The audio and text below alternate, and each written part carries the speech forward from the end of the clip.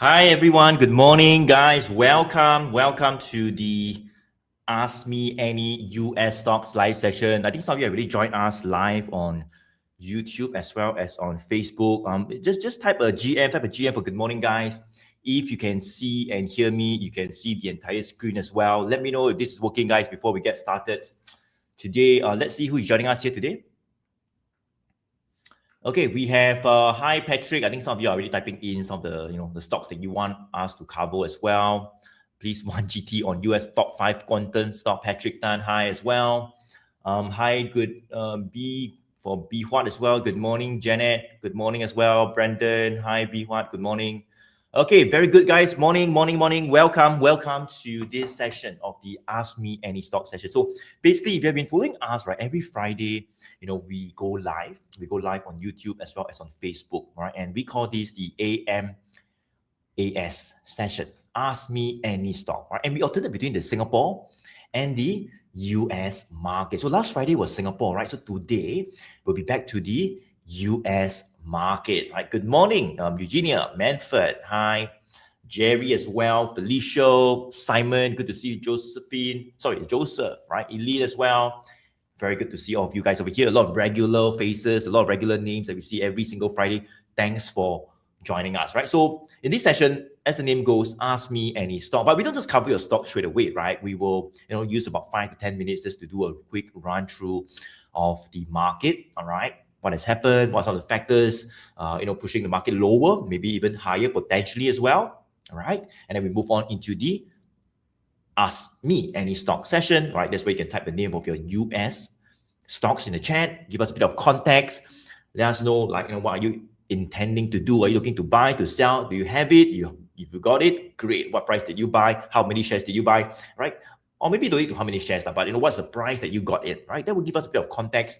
And when we analyze this stock using the one good trend strategy, I think that's where you get more value as well, all right? And at the end, that is where I will share with you one top US stock. Same thing, we have my team over here, Z and Jia will share with you each one US stocks that we like. So total 3 of us over here. So there will be top 3 US stocks you can put in your watch list for potentially more upside. We like it, all right? There's some bullish signals. I know it is in our watch list. We may even have positions on them as well, all right? So make sure you stay all the way to the end if you want to know what are the top 3 US stocks that is in our watch list that you might want to put in your watch list as well, right? So before we even begin, guys, would it be okay if you help me to like and share? Help me to like and share. There is a little icon at the bottom. Give me some heart shape, some like 100% or so that I don't know whether it help, but yeah, that would be really helpful. Of course, if you have not yet subscribed to my channel as well on YouTube as well as on Facebook, follow, there should be a bell icon. So go to do that, right? So that when we go live every Friday, you will be alerted. That's one thing. And also, not just live every Friday, every week as well, we publish about 1 to 2 videos on YouTube just to add more value to you guys, to talk about the bank stocks, to talk about the market, to share with you guys a bit more about the one good trend strategy as well. So weekly videos on YouTube, and we actually launched what we call a podcast.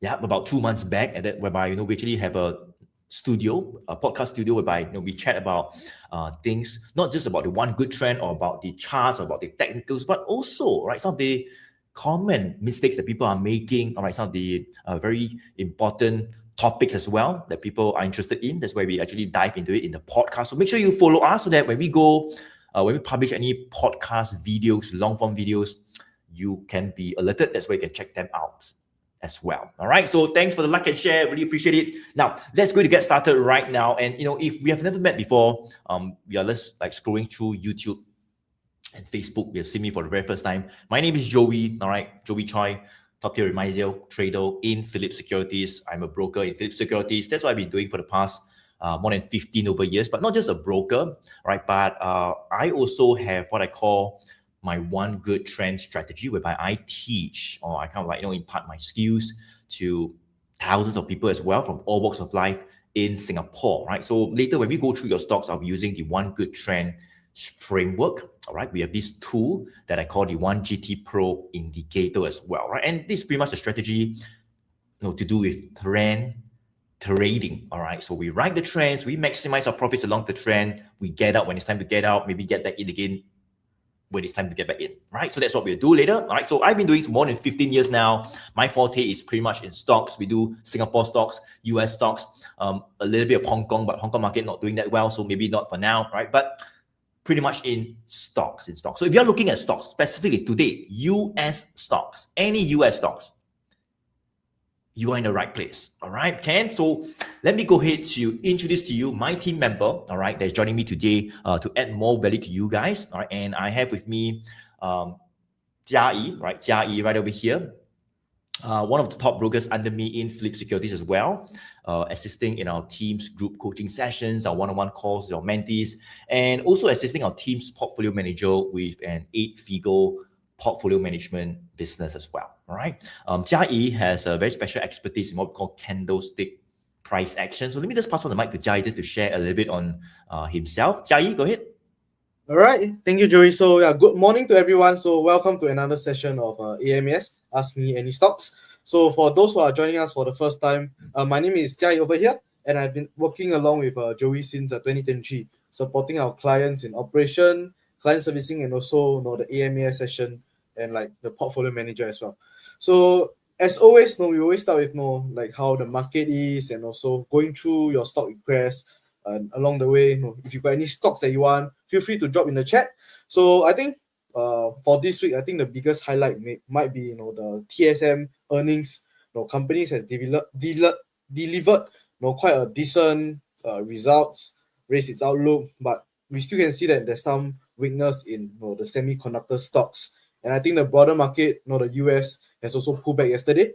So I would say even though companies might report good results, high expectations might already price into the stocks, and which is why for today, we want to look beyond the headlines and also focus on what the chart is telling us using the 1GT Pro indicator. So I think with that, maybe I'll pass on back to Joey to intro our next our colleague.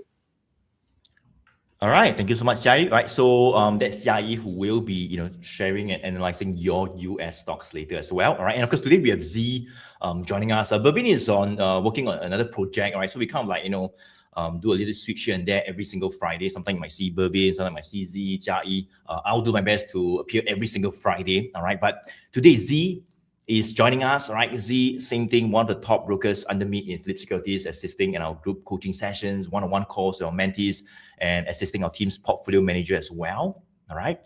And Z is a chartered market technician, CMT. Basically, she's an expert to do with anything charts, anything technical analysis, price action, patterns, candlestick. She's the expert, right? But she's very well-versed in the entire one good trend strategy as well, right? So let me pass on the mic to Z just to share a little bit on himself. Z. All right, thanks Joey for the introduction. Hi everyone, my name is Z. Nice to meet you guys if we have not met. So basically, like what Joey mentioned, right? Chartered market technician. Just to sum it up, very simply, it's just that I like to look at charts, right? I like to look at charts, analyze charts.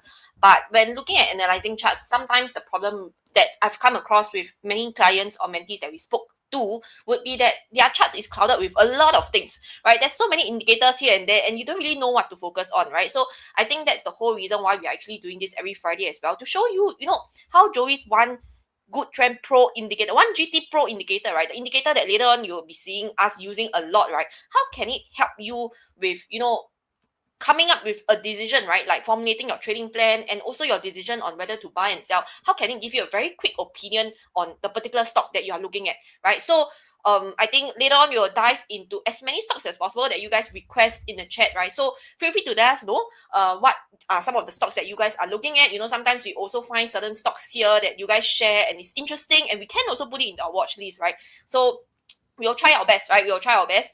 And do give us a little bit of context, okay, when you are actually sharing your stocks with us. Whether are you thinking about buying, you're thinking about selling, what's the price that you enter, things like that, so that we are able to give you a little bit more personalized advice as well.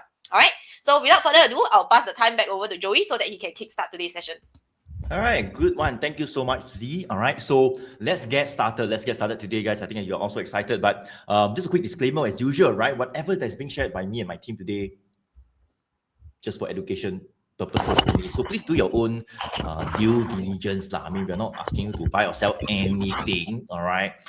We're just sharing with you guys our framework, the one good trend framework, right? The process, the tools that we're using, and you decide and you control your own actions and your decisions. Does it make sense, Van? All right, Ken? So there's a quick disclaimer as usual. Okay, now let me go to talk about the markets. Type a M for markets, guys. If you want me to go ahead to cover very quickly the markets, maybe the S&P 500 index as to what is happening over the past few weeks on the markets. M for markets, right? I think some of you are already typing in the name of the US stocks you want in the chat. Awesome, right? But as I say, guys, give us a bit of context. That's where we'll give you more priority when we were to cover your US stocks. All right. So, like for example, Felicia, right? Your thoughts on United Health? Okay, good. We'll be more than happy to share. But what is it? You have it? Like, I don't know. You bought it last week, last year, last month? What price? Or maybe you don't have it. You want to buy? I don't know. Right. So give us a bit of context so that rather than just what's the thoughts, right? So I think that's where we give you a bit more priority when we select your stocks. Does it make sense, Van? All right, Ken? And that's where we try our best to cover as many stocks as possible. Lah. Okay, Ken? So markets, Janet M as well. Okay, hi, we have E. Cheng Xiang as well. Markets, Styler, good to see you here every single Friday. Brandon, for sure, right? Thanks for joining us. Cecilia, Market, Eileen, Market as well. Sifang, good to see you here as well. Market. Okay, now let's take a look at what we call the S&P 500 index, right? So very quickly, guys, you can see that the S&P 500 index last night closed down a little bit, right? It's 7,533, right? We have been talking about this very key resistance level over the past few AMAS live session as well, right? And this resistance, same thing, is none other than the same 7,600 level, right over there, almost about 2 months already. Every time we go up, we come back now. We go up, we come back now. We go up, we come back now. Now go up, we are just still below it, below the 7,600 level, right? So let me just go to cover what has happened in the markets over the past 1 to 2 months. So you can see that since April, right, we saw a very, very good reversal in the markets.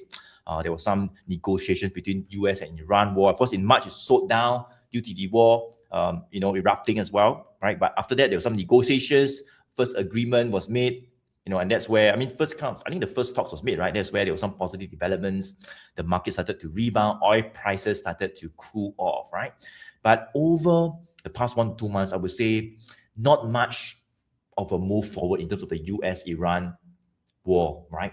And if you guys followed the news about 2-3 weeks back, there was actually like a 60-day ceasefire agreement that was signed, all right?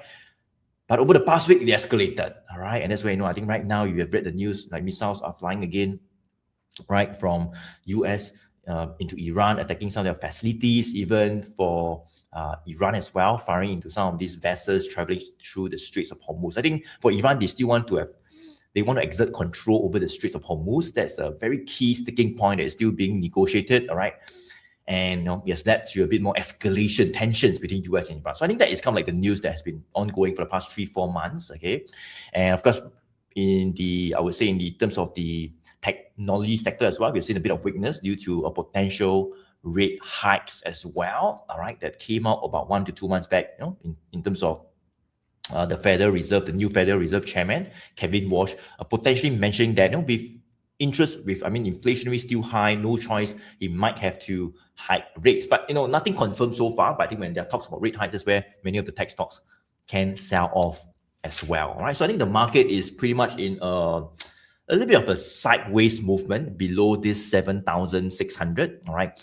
Support-wise for the S&P, well, it used to be 7,000, I would say 300, right? Maybe same thing, right? Maybe 7,300, used to be 7,250, but now 7,300. You can see that the green 20 days moving average line that represents the short-term trend, all right? It was up since April, very nice reversal, up and then flat, down a little bit, up a bit, flat, like pretty much flat for now. So the S&P 500 index, I would say, is sideways for now, 7,003 to 7,006.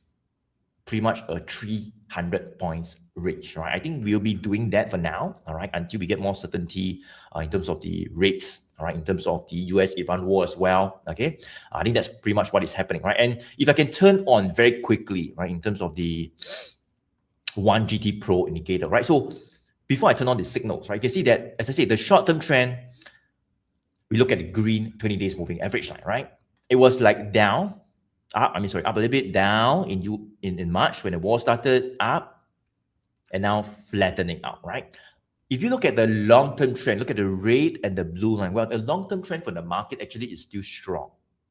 It's still up, right? Look at this, the red above the blue, very nice. Of course, in the short term doesn't mean we need to go up every day, right? Sometimes you can go sideways, sometimes you can go down as well, right? So it's taking a rest, taking a breather for now, I would say, for the entire market until we get more clarity, all right, in terms of the inflationary data, in terms of the US-Iran war as well, whereby we are seeing news flow every single day from it, okay?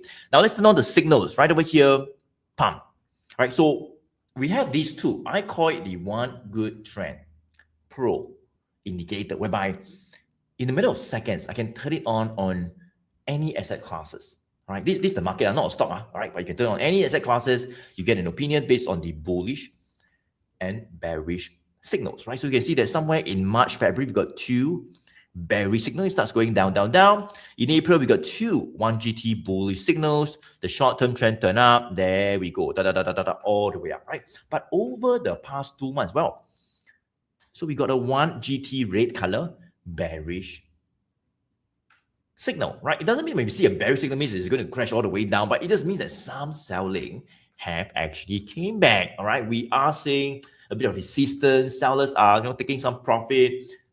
And that's what we are seeing, as and after the bearish signal, you can see that, we did not just go higher and higher. We have started to go from a very strong reversal uptrend to that sideways movement, right? So I think you want to watch this level very clearly, guys, because this 7,006 is very important, right? Previously, when we were in February and March, I talked about this level, right? And it was the 7,000. Look at this, right? We were trading below 7,000 for 6 months, October all the way to April, right? About 6 months, 7,000. We're consolidating below it. And when we broke 7,000, look at this, the rally started, right? So why am I sharing with you guys this 7,000? Well, because now it's not 7,000. Now it's 7,600. Right? Can you guys see that the resistance have changed, right? It used to be 7,000. When we break 7,000, we're below it. We're consolidating below it. But when that gave way, a new phase of upside, the momentum became much stronger, right? So the point here is that now, of course, it's not 7,000. That's a bit too low already. It's higher. It's 7,600, right? But can you guys see that the difference is that we are also consolidating below this 7,600, right? Same thing like what we did in, February, March, November, December, below 7,000, right? Now it's below 7,600, right? So I think it's very good that, we rest a little bit, we consolidate a little bit, take a bit of a breather, all right, consolidate sideways, let the market cool off a bit. I think it's more sustainable. Rather you go up every other week, I think you want to be careful, right? But if you up, I think it's quite a strong rally. Now you're taking a rest. Buyers coming back on dips, sellers taking some profit near the resistance, perfectly fine, all right?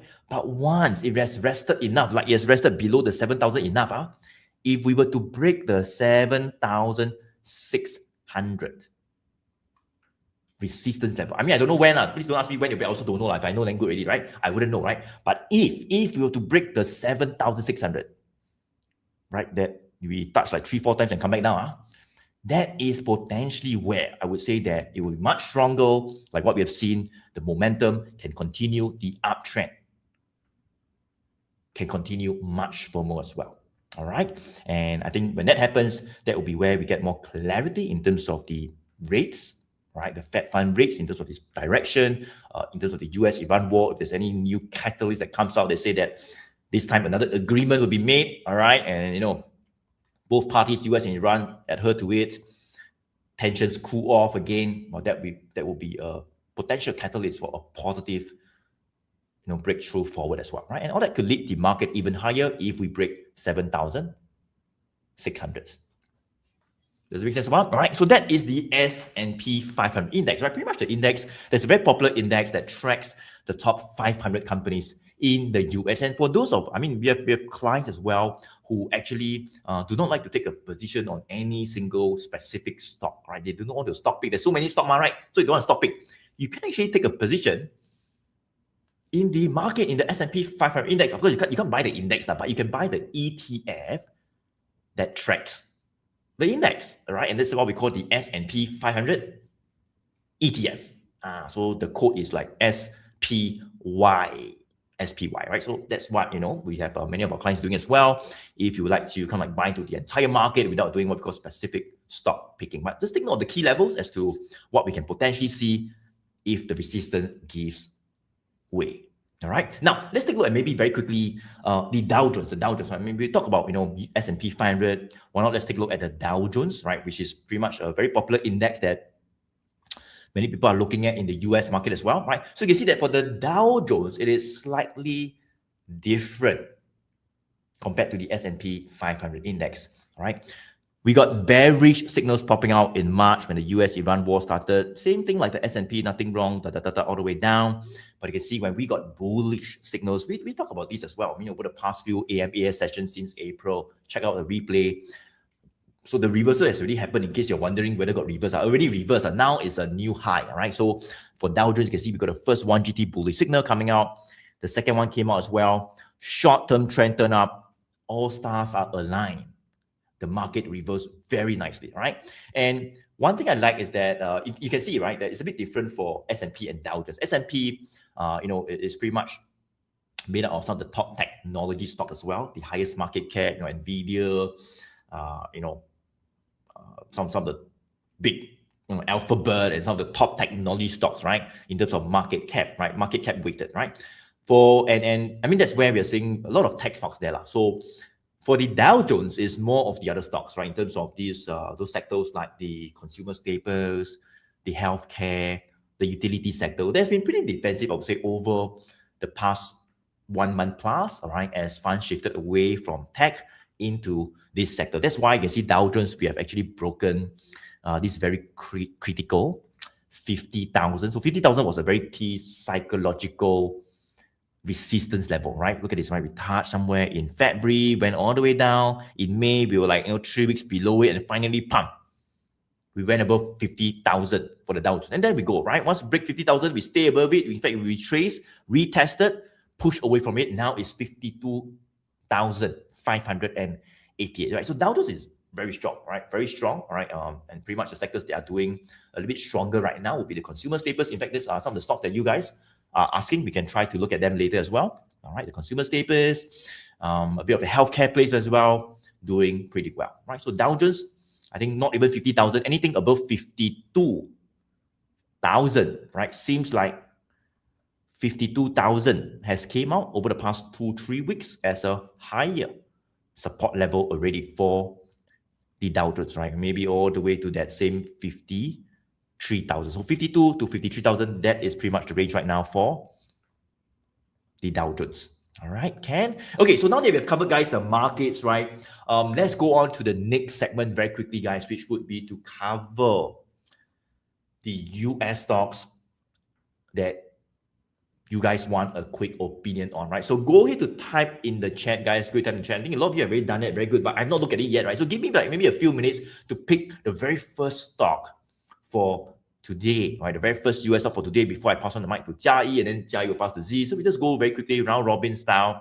But type in the chat some of the US stocks you want covered. Let me go ahead to choose the very first stock today, right? Let's see, right? So give me some time. Okay, Felicia, thank you so much. So Felicia, just now I think I put up your comment, all right? So I think now you give us a bit more context, right? UNH prices has jumped in the past months. Want to know if it's a good counter to buy, please. Thanks, Joey and team. Thank you so much, Felicia. Thanks for giving me a bit more context. So why not cover your very first stock today, right? So UNH, right? Want to know if it's a good counter to buy, right? So at least you got some context. Right? Initially, I thought you want to sell, but now actually you want to buy. Okay, now I know already. Okay, so UNH, UNH, United Health Group. Okay, let's take a look. There we go. So this is United Health Group, UNH, right over here, whereby, let's take a look, right? So I would say that for UNH, well, very quickly, guys, if you ask me in like, last year, 2025, well, we got bearish signals popping out, all the way down, right? A couple of bearish signals, we start going down. So the trend is a little bit down, not so good, right? When we get bullish signals, it starts pushing up a little bit, but when the bearish signal appears, it comes down. So you can see, guys, this is the UNH. Any stock, doesn't matter, right? Whether the S&P or this United Health, I can turn on and off the bullish and bearish signals. Pump. Nothing. Zero. Blur, right? Don't know what to do, right? But I can turn it on in 2 seconds and you can see what has happened, right? So these are all like live signals. It comes out when a certain specific criteria are met. Of course, we have back tested and refined over the past few years as well, right? And that's where it comes out with signals to guide us. But doesn't mean we get a signal means we now just buy also. A signal, if it's like a green bullish signal, that is a indication, what we call a confirmation to think about getting in, right? But it's just one step of a checklist. We actually have what we call a 7-step checklist, all right, to know whether to enter or to exit, right? But if you get a 1 GT bullish signal, it's not too bad, all right? That's where if you get 3 more other steps, then better. So we get 4 out of 7. It's a good trade. It's a potential buy entry, all right? But doesn't mean we get a signal means we now just buy lah. Just want to be clear, okay? Okay, so you can see that somewhere in like April, we actually got the first 1 GT bullish signal, right? After going down and down, so not too bad, all right? The green 20 days moving average line that was like down, flat, also started to point up somewhere in April, right? All the way up, where I would say that the green 20 days moving average line is up, right? So short-term trend is up. Long-term trend, if you can take a look at what we call the red and the blue line, well, not too bad, right? Over the past 2 months, it seems like the 100 days moving average red line has gone above the blue line. So we want to see the long-term trend turning up as well. That will give us more confirmation of the longer-term trend potential reversal. If you ask me last year, quite clearly, the red was below the blue, it was going down. Then please don't go and buy. You can see you buy, you cannot start, you go all the way down, right? But now, in fact, not now, in fact, over the past 2 months since like April, May, there were some signs of the longer-term trend turning up. Plus, we got bullish, not one or two, two bullish signals popping out. The short-term trend green line also turned up, right? So if you ask me, I would say, let's see, right, Felicia, right? Want to know if it's a good counter to buy, please. I would say it's definitely looking a bit more bullish. In fact, over the past 1-2 months, we have seen some strength coming out already. If I can turn on another very powerful tool right over here as part of the One Good Trend Pro indicator, this is a very powerful feature. The trailing support and resistance. Let's turn it on. There we go, right? You can see that when we got the bullish signal in April, right, this trailing support popped up. And as UNH moved higher from about $300, now it's $423. I can see that as it moved up, this trailing support also followed it as it moved up, right? But don't follow too closely. Also give it the space to breathe a bit, it'll account for the volatility, right? As long as you're above it, that will be another confirmation that it is good, right? You don't go below it, right? You can go near it, but you must be above it. Does it make sense? But you don't go and go down and go below it, then you break below it, then of course not so good. That's where we have given you the space to breathe, to be above. If you use up all the space and you go below that trailing support, like we see right over here, now I think trailing support is around that 400, right? If we go below 396, 395 or 400, and then not so good. That's where we might see a potential reversal. But as long as you stay above the trailing support level, above 400, in fact, not even above 400 right now, there may be what we call a higher support popping out over the past 3 weeks, right? And it seems to be somewhere around that 415, right? 415, you can see, right? That's where some bargain hunting have came out already. Rebound, right? So 415 to 420, people are starting to buy already, right? 400 a bit low, right? Why? Because you can see that it doesn't really go down that much, right? You go down 415, 420, people want to buy, all right? But as long as we stay above that 400 to 395 level, which is the trailing support, whereby there's space given, we are still fine. You can continue to ride the upside, ride the uptrend, the reversal all the way to, let's see, right? Where could we potentially head to? Okay, let me see, right? So I think in terms of the upside reversal, it could be all the way, maybe towards the, let's take a look, right? Maybe somewhere over here, right? Seems like this is a previous support, then resistance, all right? Right over here, 500 to 520. I think that could be a potential zone whereby some selling pressure can come back again, right? So that would be UNH, not too bad. As I say, the Dow Jones is pushing a little bit higher due to many of the healthcare plays pushing higher as well. And I think UNH is definitely one of them that's leading the Dow Jones, like, higher, all right? Uptrend in tech, potential entry, right? Could be, right? As I say, 415 to 420 could be a good buy zone. Near 400, even better. But I'm really not too sure whether it will dip that much lah. All right, Ken? So I hope that helps, Felicia, right? Thanks for giving us a bit of context that you're looking to buy. And I hope that helps. Okay, Ken? So let me pass on the mic to Jia Yi to cover the next US stock. Jia Yi, yours. All right, thank you, Joey, for covering UNH. So the next stock that I'll be covering on, hopefully, you're still here. Well, so you mentioned you bought, I believe it's Sundis, not Scandis, at 1750 and 1850. So now the price is actually down to 1411. So I believe it's Sundis lah, with a 1 GT bearish. So it seems like you actually have a 1 GT indicator. So that's why you saw that there's a 1 GT bearish signal. So should you hold or should you place a stop loss? Okay, so maybe let us look at Sundis for this. Let me just hide the trading support. Okay, so I believe for Sundis wise, it actually had a good run, I think, since last year. I mean, all the way since last year, August, it was actually like, $50, $60. And since then, it actually had a good run. I think if you look at it, it actually went up close to the peak, which is about 4,000%. So I think this memory chips and all these counters, Sundis, WDC, had quite a good run, and just that recently we see some weakness in these counters. So okay, just let me remove. So I think for Sundis wise, we see that prices has been showing strength, moving averages has been pointing up all the way, and breaking resistance and resistance. So we can see that for Sundis, back in May just this year, prices was kept under this 1,600 level. Prices couldn't break above, came back down to test a support around that around that 1276 or about that 1300. It tested this level, went back up and managed to break in May, end of May. Started to show more strength and continue to hit the peak of around that 2,400 level. So you can see that prices actually came close to that 2,400 level, couldn't break above. Prices came back down to test this 1900 level back then, went back up to test again, and just recently, we see that there are some pullback in these memory chips, or it's for Sundis especially.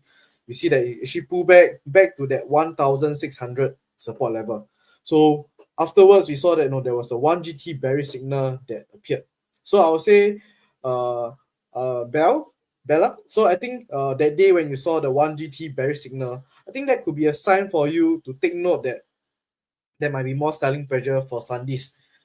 1,600 was a support level. It was still able to hold, but you see that next few days it went close to the resistance of around that 1900, and just yesterday it broke below this 1600.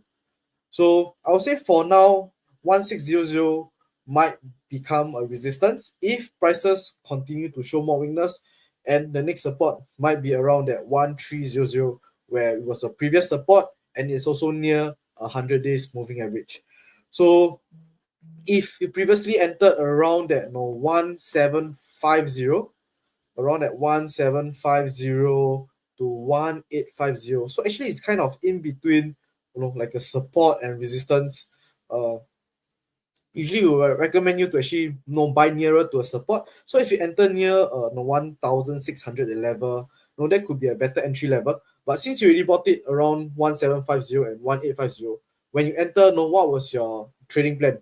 Is this for a longer term trade or is this for a shorter term trade? Of course, if you look at it, 1600, this level was broken yesterday, just one day. We wouldn't know how it will be for the next few days. If it continues to stay below this 1600, we might see that this might be a resistance, and the key support level that you want to closely monitor might be this 1300 level. So if prices come back down to this 1300 level, and is able to be supported, I guess it's still okay. Just that short term some weakness, but long term wise, both are still pointing up. But if it breaks below this 1300 key level, we might see that the previous support might be around that 1000 psychological level. So I believe if you bought it around that 1750 or 1850 around this level, currently you're down about 20%. We don't want if it breaks below this 1300, this key support level, and start to show more weakness, and it goes down to maybe that 1000 psychological level, your losses will actually be even larger, about 40%. So when you enter for this, you should actually have a stop loss plan, where it could be a stop loss level that you might have in mind if prices goes against you. So I think previously 1600 was a support level. It actually broke below this support, turning to resistance. Now the key support that you might want to monitor is this 1300. If it breaks below and go back to that 1000 level, we might see that first thing, we will notice that the 20 days moving average will start to continue to point downwards. Afterwards, we will see that when it breaks below this 1300, we can see that the 100 days will also start to flatten, and also maybe start to point down afterwards, where it could indicate more weakness in this counter.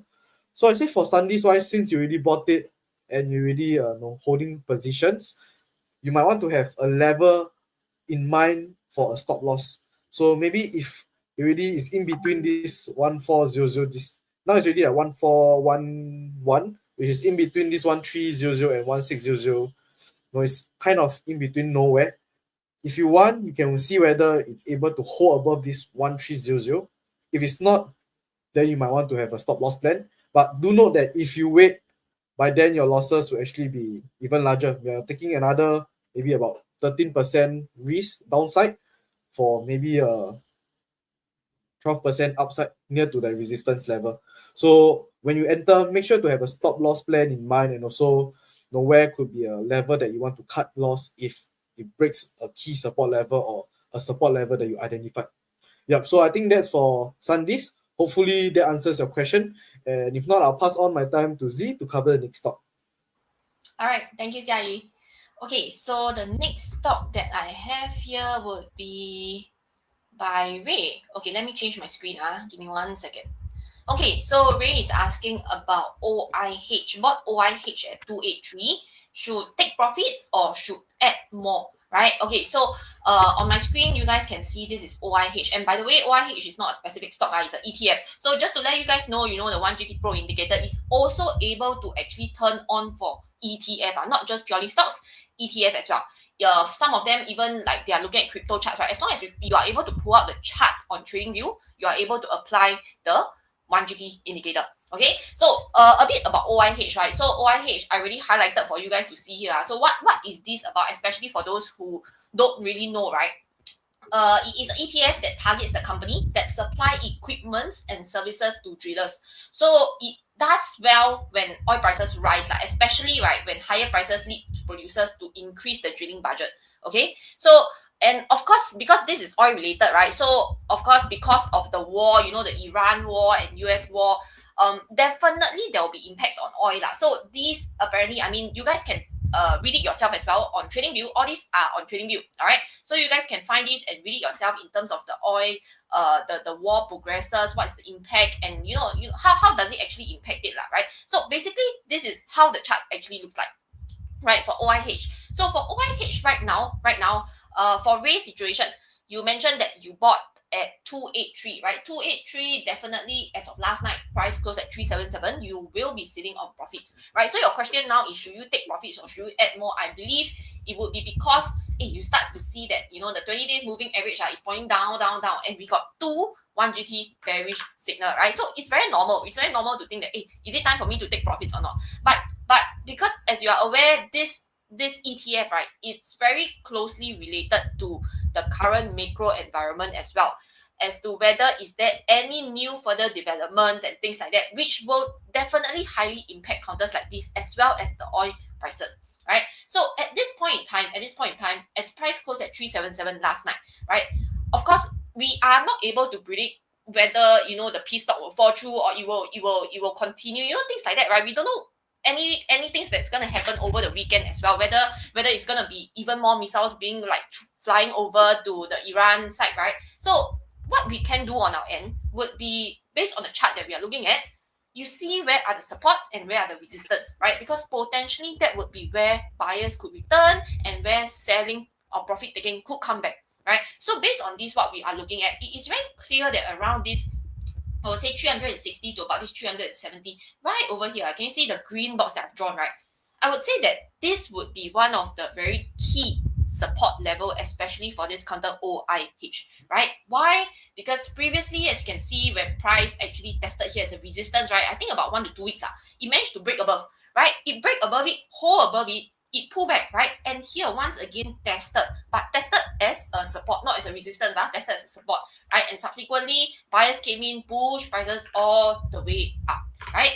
And then subsequently, I think over the past weeks, right? I think somewhere at the end of June to start of July, this was where this 360 level is actually tested once again as a support, right? So is prices actually holding above this 360 right now? Definitely, right? 377, 360 is actually above it. So it's actually above this support zone. So we have established, okay, this is where the support zone is at, and this is where we saw multiple times buyers actually came in to support the prices, right? And then, of course, apart from support, we need to know where's the resistance, right? Where are the sellers coming back in? Where are profit taking potentially coming or returning, right? So based on this, you can see that I've drawn at around this level, right? 420. I can see this 420. Again, this level, it was tested multiple times as number one, resistance here. And after it break above, here, test as what? Test as support. Again, test as support. And unfortunately, it broke down, right? It broke down somewhere at middle of June, right over here, and it broke below 420 and prices came all the way down. And if I'm not wrong, I think this was the period, right, whereby I think the OPEC plus, the OPEC plus, right, actually decided to increase the oil production. So when they increase oil production, it will affect the supply and demand, which also affects the oil prices, right? So if they increase production, the oil prices could decline, right? And it did happen. This is what we are seeing in OIH as well, which actually affects the suppliers and the producers as well, right? So this is where we are at, right? This is where we are at. So for raise situation, you bought at 283, right? 283, let me see, 283 to here, right? 283 to, as of yesterday price close, you are sitting on about 32% profits. I think what would be good now, right? What you can consider, right? Definitely, number one is to protect your profits, because you don't want your profits to be further eroded, right? Especially if, let's say, suddenly over the weekend something were to happen, Trump says something else, and the oil could start declining further, right? So what potentially maybe you can consider would be to protect your profits by having stop limit order placed below the very crucial support zone that we have mentioned, but whereby previously buyers came in. Because if prices once again go ahead to test this level and it breaks below, it means that buyers are no longer willing to come in to step in to support the prices at this level, and it would indicate that there is more weakness, right? And furthermore, we already have 1GT bearish signal that is appearing, right? 20 days moving average, if we look at it, is it still pointing down? Definitely it's still pointing down. Has it flattened out yet? No, not yet, right? But over the next couple of days, I'm not sure, right? If it's able to clear and test like that and hold above this 360, very likely we might start to see that the 20 days moving average starts to flatten out, right? And I think that is where potentially your next question, right? Should you add more?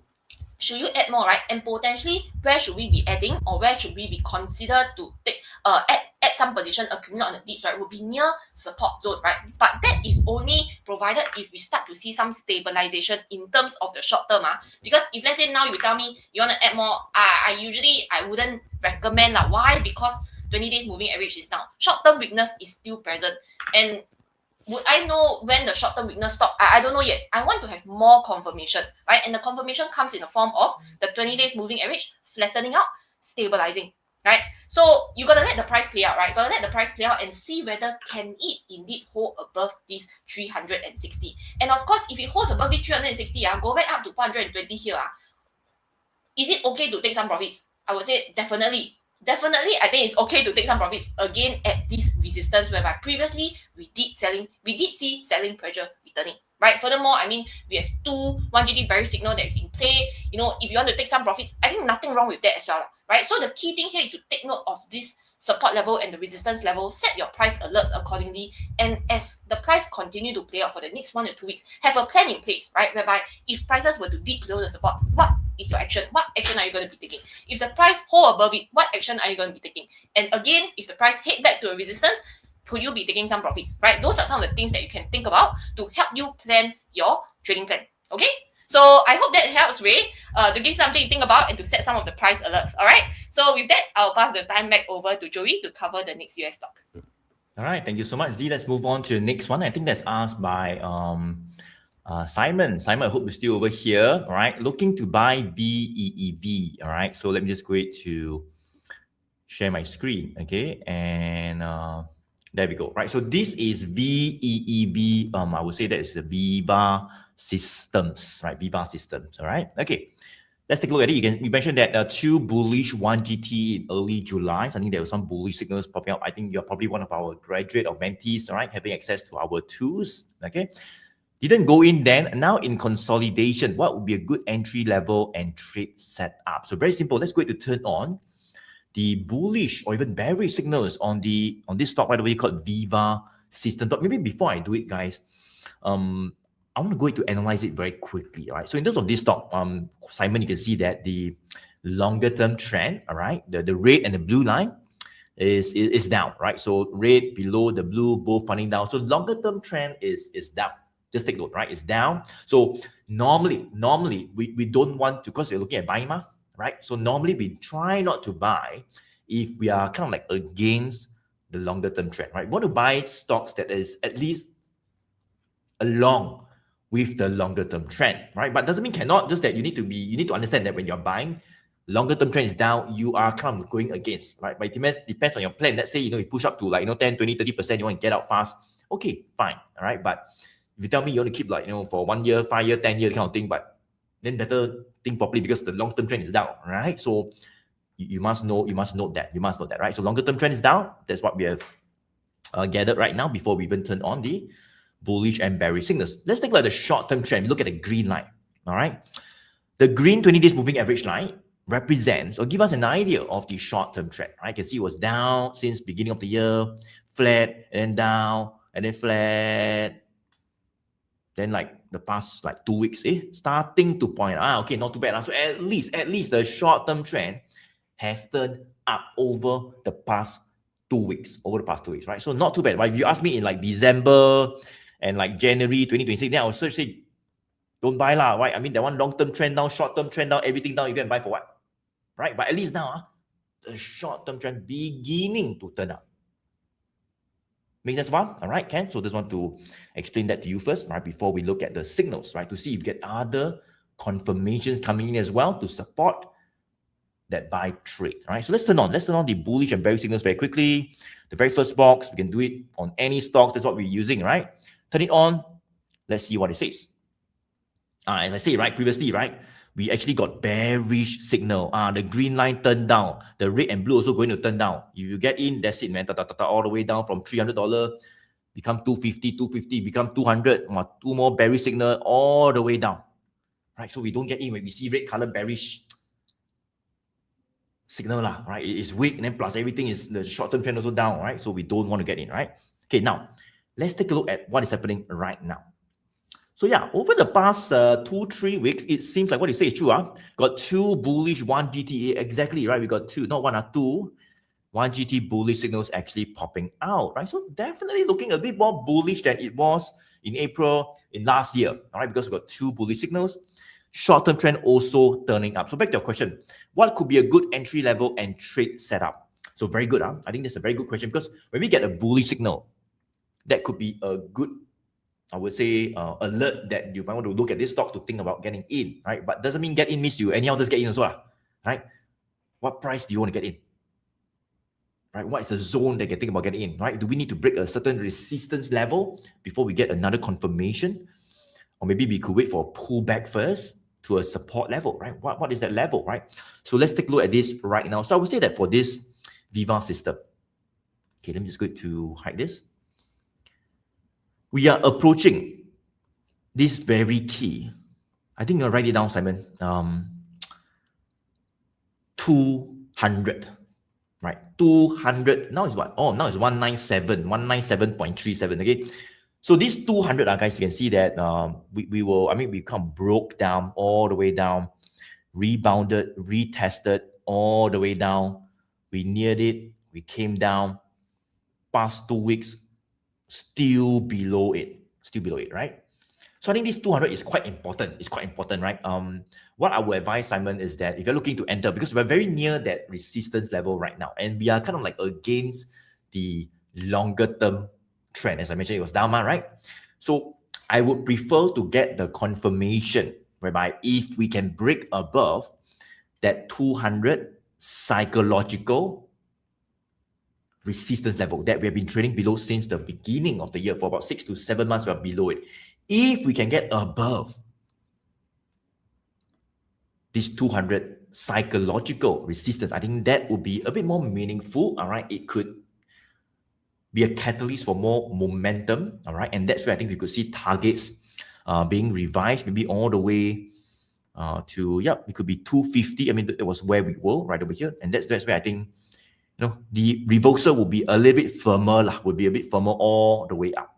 All right. So far, I would say, okay, bullish signals coming up, short-term trend turning up, but best if we can break the 200, clear it, stay above it, maybe some bullish candlesticks coming out above it as well. That would be great. That would be, I would say, confirmations that the short-term reversal can continue even more. All right. So now it's like 197, right? Which is still below. In fact, for the past 2 weeks, you can see, every time we go up, we come back down, go up, come back down. So yesterday also, like, I think the high was like 200.33 and then come back down again, right? So we are just below it. So why not, since we are so near it, why not just let it clear, close above it, stay above it for a few days? I think that would be a better confirmation, all right, of this reversal move. Simon? All right, so that will be for VEEV system, VEEV. Let me pass on the mic to Choy to cover the next US stock. Choy? All right, thank you, Joey. So the next stock that I'll be covering on will be on this counter. Just give me a sec. Okay, G Aerospace. I think EP was asking. I bought G Aerospace early June at 320. Trim positions at 370, but still holding some. Past 1 week, no price drop with 1 GT sell signal, which is a bearish signal that appeared yesterday. So seeking your advice to hold or and monitor, whether to hold and monitor. So good that actually you trim some position or took some profit along the way. I think that's a very good mindset that we actually wants to have also along the way near a resistance. Take some profit. Nothing wrong with that. It seems like you took some profit near that 370, and now prices came back down to that 345. So it's good that you actually took some profit along the way. Okay, let me just hide this. I think for G Aerospace, this is one of the counter that we also closely monitor.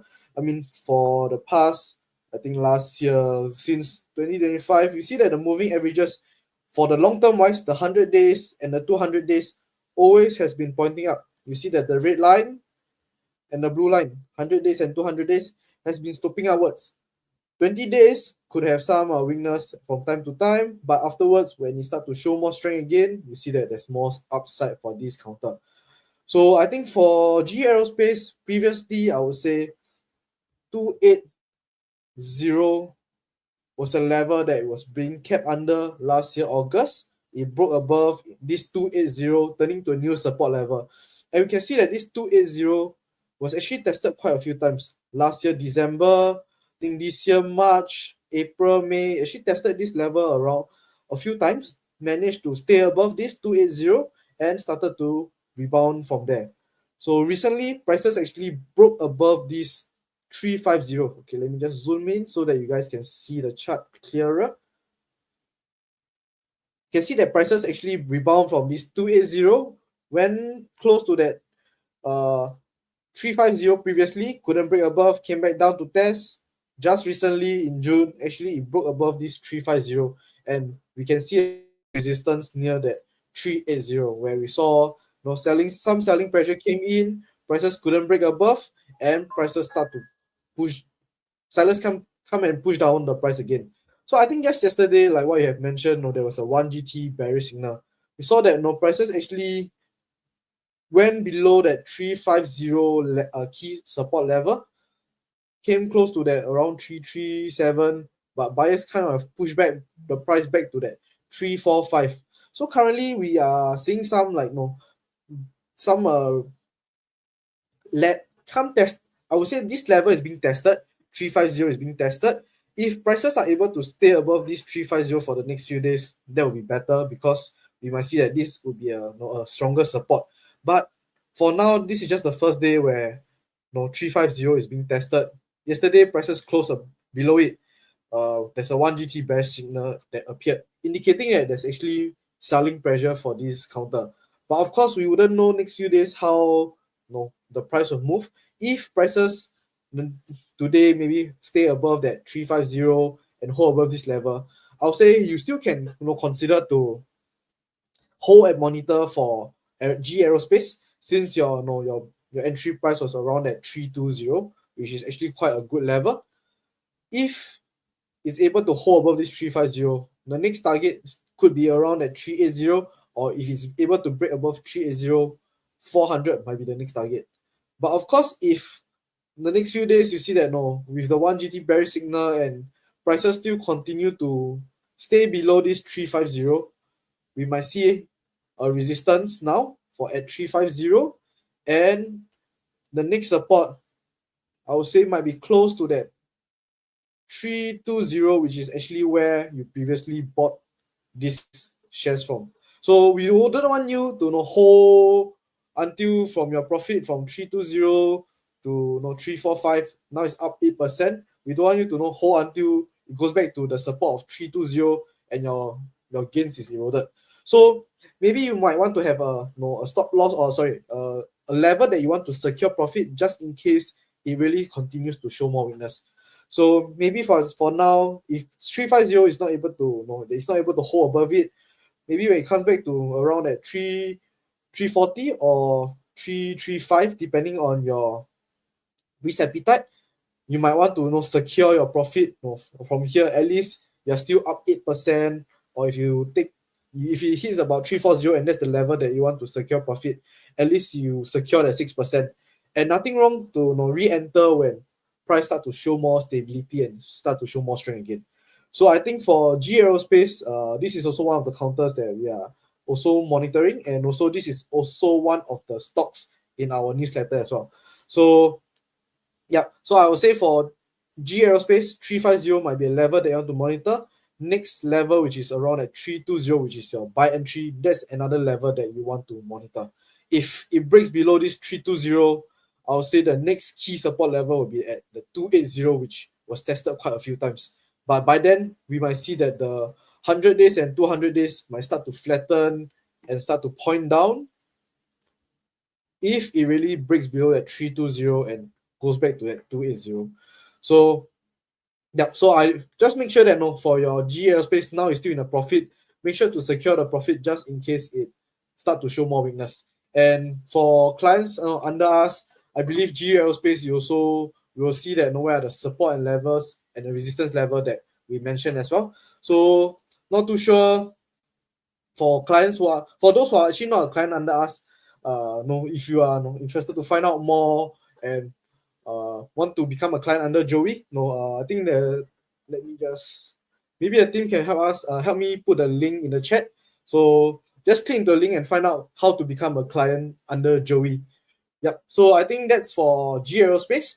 If not, I'll pass on my time to Z to cover the next stop.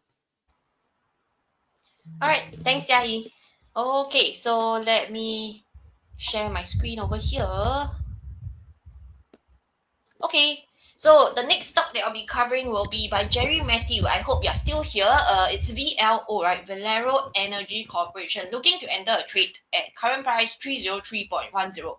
Currently trading well above trading support and trading up. Could also be related to oil price. Okay. So maybe disclaimer first. By no means I'm a commodity oil price expert. But just nice, the first stock that I covered was related to oil. The second stock, this one also related to oil, right? But make sure to do your due diligence as well. Okay. So okay, so let's take a look at VLO together. Maybe let me just hide the comment here. All right. Okay, so for VLO, right? VLO, as you can see, I mean, it is definitely uptrending stock, right? And as what Jerry Matthew have mentioned, is trading well above trading support and trending up. Oh, so I believe Jerry Matthew, you have the 1GT Pro indicator access, right? So by the way, for those of you who are here watching us at this point in time and don't really know, how come we got all these indicators buy and sell, right? There is actually a free trial, right? There is actually a 14 days free trial for you guys to actually test drive it, right? And you are able, as long as you have a TradingView account, you are able to, after you get the free trial access, you are able to click the buy and sell button, like that, click on and off, and you will actually be able to see these signals. But of course, I think the trading support that, the Jerry Matthews and what we are looking at is a bit more advanced, right? But feel free to test drive, right? Feel free to test drive the 1GT light indicator first, right? Free for 14 days. Okay, so let me just dive right into VLO right now. All right, so for VLO, right, I think Jerry Matthews said, could it also be related to oil price? Definitely, right? Because the thing about VLO is actually it is an oil refinery company, right? So oil refinery stocks, right, usually they do well, right, or they will actually have better performance if the crude oil prices actually fall, because their profit actually rely on the gap between the raw materials, like which is the oil, crude oil, if it's cheap, and after they refine the oil, right, it becomes gasoline, diesel, then they sell it at a higher price. So that is their margin, in a sense, right? So they will benefit if oil prices is low, right? So in a sense, you can see for VLO, you've got to think in a sense more inversely related to oil price, I would say, right? But of course, you also need to think about now the current geopolitical situation, with that going on and with the renewed tension, how could it potentially affect oil price? Perhaps you have your own stance on that as well. So that's something for you to think about. All right. So without further ado, let's look at where are the support and the resistance, right, for VLO first. All right. So you mentioned you are thinking of entering a trade at current price 303.10. I think your current price, perhaps you are talking about, I don't know, is it the overnight price? Because as of last night, price closed at 300.26, right? 300.26. So if you are thinking of buying above this price, I will assume that you are looking at a breakout strategy, because why is 300, if you can see right over here, right? 300, in fact, is actually a psychological resistance, right? That we have drawn here, right? 300 psychological resistance, right? And as of last night, price, I think not just last night, 1, 2, 3, 4 days ago, prices was actually, I would say, it is definitely testing the $300 psychological level, but has it break? Not yet. During the session yesterday, it managed to break above it, but didn't manage to close and hold above it, right? So I will assume that you are thinking of getting in or accumulating upon a breakout right over here, right? If price is able to break above this 300. But I think the key thing that you need to watch out for as well and to monitor for would be if price is able to break and hold, not just break, but break and hold firmly above this $300 psychological level, right? And you can see that, I mean, long-term trend, short-term trend, everybody can see that, right? It is all pointing up. Green is up, red is up, blue is up. And in fact, we have 1, 2, 3, 4. We have 4 1GT bullish signal that's actually still playing out, which is great, right? We all are good signs pointing to the fact that, hey, this stock still looks pretty bullish, right? But breakout strategy might not be for everybody, right? Because like we've mentioned previously before, breakout strategy sometimes, most of the time, it carries more risk, right? So if you do decide to enter upon breakout above the 300, right? Make sure to have a plan in place, because a breakout, it could also potentially be a forced breakout as well, right? It could also be a forced breakout. It could break and then it could come back down, right? And if it come back down, are you going to continue holding this stock, right? If it comes down, go back down. And if let's say oil price suddenly were to shoot up again, right, over the next 1 to 2 months, and if let's say we are talking about this moving inversely to oil prices, right? And if it were to retrace back or pull back, are you gonna be holding on to this, right? So have a plan in place, right? Where would your stop loss price be potentially if, let's say, prices is unable to hold above this 300? It breaks, but unable to hold, and it comes back down, and then what's your plan, right?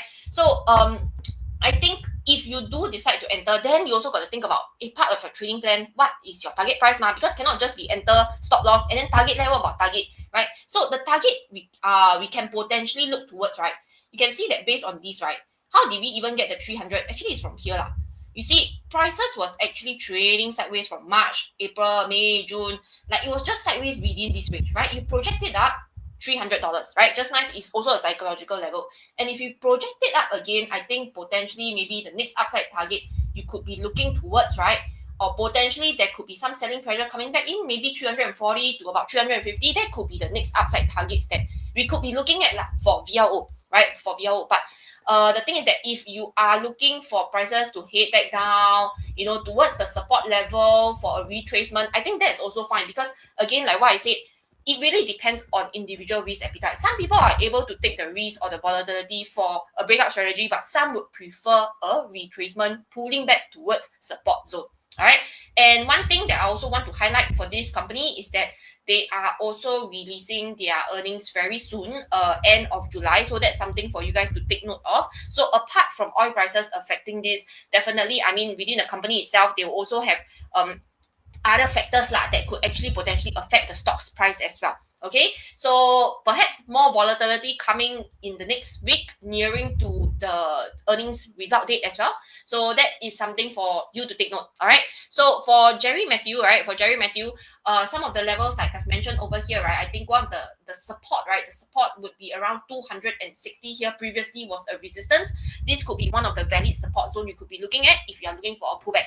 But again, if you are looking for a breakout strategy, make sure to monitor for prices if it's able to break and hold above the 300, turning that to become a new higher support and the potential upside target based on the projection range that we can see potentially could be up towards 340. But end of the day, make sure to have a trading plan in place. All right. So that will be for VLO.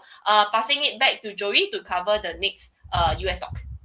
All right. Thank you so much. Right. So let me just move on to the next stock, right? And that would be, I think, by Genevalo. All right. Let's see, right? I took some profit from AMD last night. Okay. As I'm afraid the price will go down further.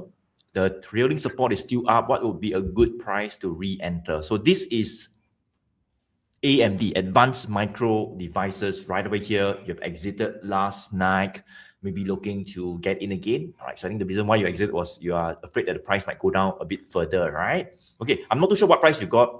You got in, but you mentioned that you took some profit when you sold. So maybe you've got in. Okay, so let me just go and hide this comment. I'm not too sure, but you can see for AMD, we previously had two very strong 1 GT bullish signals popping out in April. Look at this, right? Very nice 1, 2. Long-term trend was up.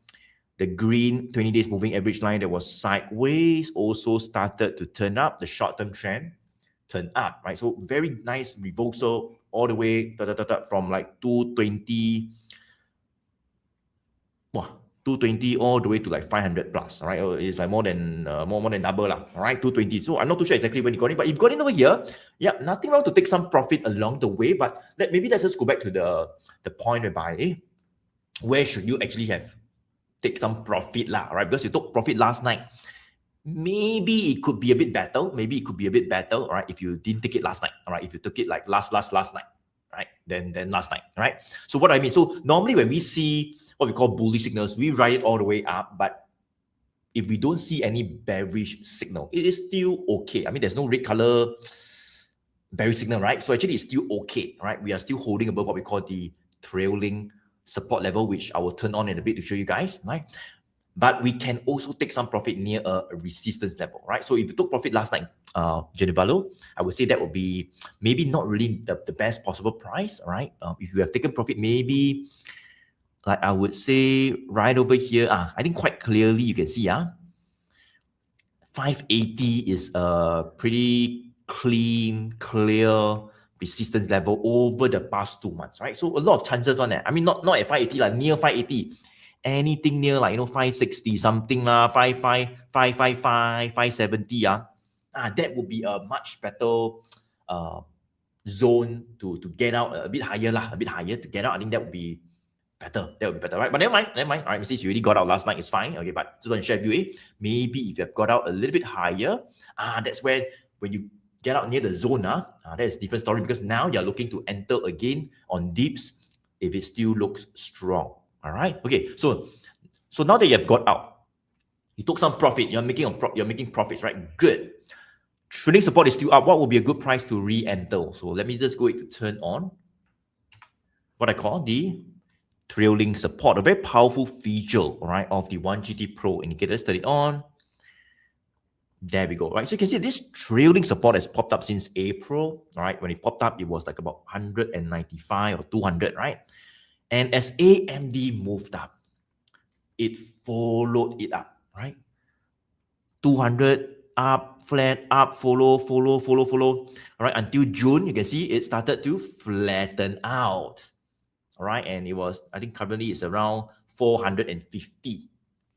So from 200 follow until 450, correct? So sorry, ask me, Joey, how come the trailing support never followed it go up really? I mean, how come it's like flat for the past like 1.5 months, right? How come it never follow? Well, because the price also never go up lah, so nothing to follow lah. Make sense? But if it's moving up, the trailing support gives the stock the space to breathe. It accounts for the volatility, and it follows it up, giving it more space to move, hopefully even higher. All right, but if it never breaks the resistance, it never breaks the 580, we are kind of like moving sideways. That's where the trailing support just flattens out. There's nothing wrong. It just means that we are in a bit of a consolidation phase. And if you look at the green 20 days moving average line that was going up, over the past 1 month, it is starting to flatten out. All right, which is correct lah. So we are in a consolidation phase right now.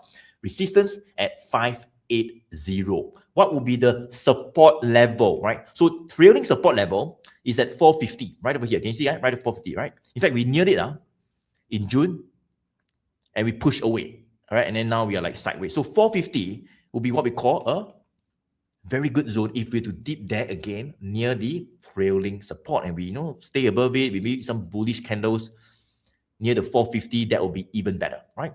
But what about if the support could be slightly higher? I'm not too sure exactly where, but over the past 1 month, right, you can see there is some support seems to be coming out around the 500, right? Look at this, right? We will, right here, we saw a couple of candlesticks whereby we got long, lower shadow, went all the way down, buyers push it all the way up, right over here, same thing. We got doji coming out, pretty bullish candlestick right over here coming up. So anything near 500,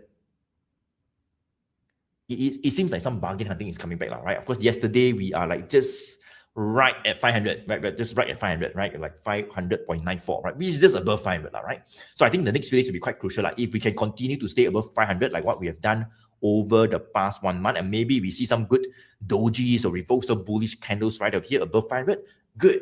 That is where 500 will remain as that horizontal support level. However, if 500 were to give way, fine, nothing wrong. That's where we will retrace back down, right, towards this 440, 450, right? Yeah, I think 450 is pretty much where we were as well previously, all right? Right over here, that's where some bargain hunting can come back again, right? Especially if we see some bullish candles with long, lower shadows. That means there's a long, lower wick. It means that buyers comes back to support that price level and push prices back up at the day end. That's what we're going to see, right? We're going to see some bullish candlestick, especially near this support zones. All right, so 500 first. If that holds, good. If not, near that 450, that will be the next potential support level based on the trailing support that has been following it, right, since April, right? From 200 follow until now 450, we are still above it. Okay, so that is for AMD, right? What would be a good price to re-enter? I hope I've given you some levels, right? So I think it's still okay. Just that, I mean, as I say, right, the technology sector has been a little bit weaker, all right? We've talked about inflation, pushing up, especially with the US-Iran war escalating a little bit, oil prices going back up again. Oil prices go back up, inflation also maybe going back up again, all right? And that's where there might be what we call a rate hike, right? And that's where, you know, tech stocks are seeing a bit of selling again due to this news development. All right, but overall, I think AMD is still okay. All right, still okay. If you can stay above the 450 to even that $500 psychological level. All right. Now, I think Z has mentioned just now as well as Jia, what we're using right now will be what we call the One Good Trend Pro indicator, all right, that allows us to turn on some of the very powerful features, advanced features like the trailing support and all that. But we do actually have a light version, the One Good Trend Light indicator, right, for free. Test it out. The link is right in the chat, and that allows us to turn on, all right, allows you to do that as well, right? Same as me, right? Turn on the bullish and bearish signals, turn it off, turn it on, see bullish green signals, you feel a bit more confident. You see red color bearish one, then maybe you want to be patient lah, or it gives you confirmations in seconds, all right? And of course, you can turn on the moving averages as well, and that's what we use on a daily basis, right? So check it out. The link is right in the chat. You can test drive the One Good Trend Light indicator for free, all right? It's a simpler version. I'm sure you'll find useful as well, and this is what we use every single day, all right, to guide us on entry as well as on exit. All right, Ken? Okay, so that will be for AMD, Advanced Micro Devices. Let me pass on the mic to Jia to cover the next US stock. Jia, go ahead. All right, thank you, Joey, for covering AMD. So yeah, so for those who always attend our AMAS, but don't have access to the 1GT indicator, you can try out using the 1GT Lite trial. The link is just in the chat. Just click and just try it out for 14 days. It's free, so no harm trying out anyways. Yep. So okay, let me just change my screen. All right. Okay, I'll be covering on this counter Intel. I think 2% asking about it.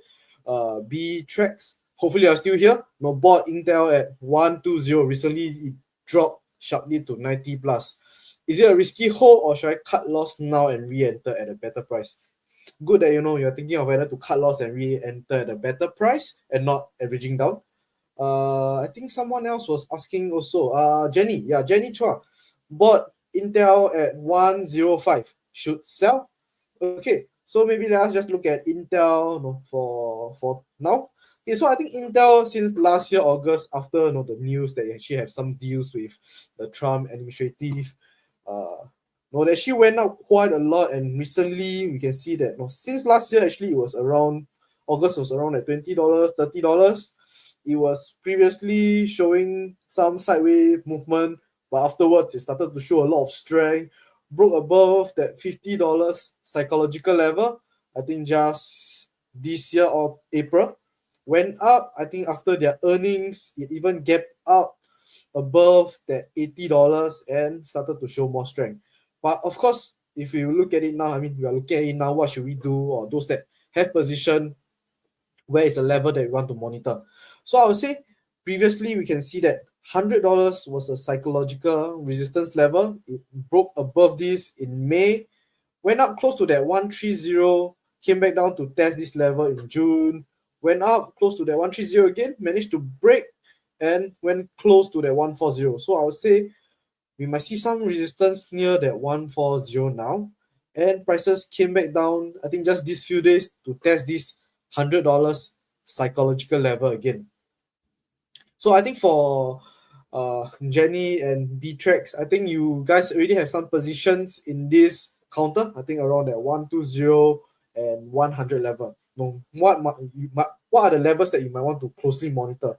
So I would say for Intel, for now, it looks like it's kind of trading sideways or testing this $100 psychological level. Just yesterday, it broke below this 100. It's just one day. We wouldn't know whether the next few days, whether it will start to show more strength again and stay above this 100.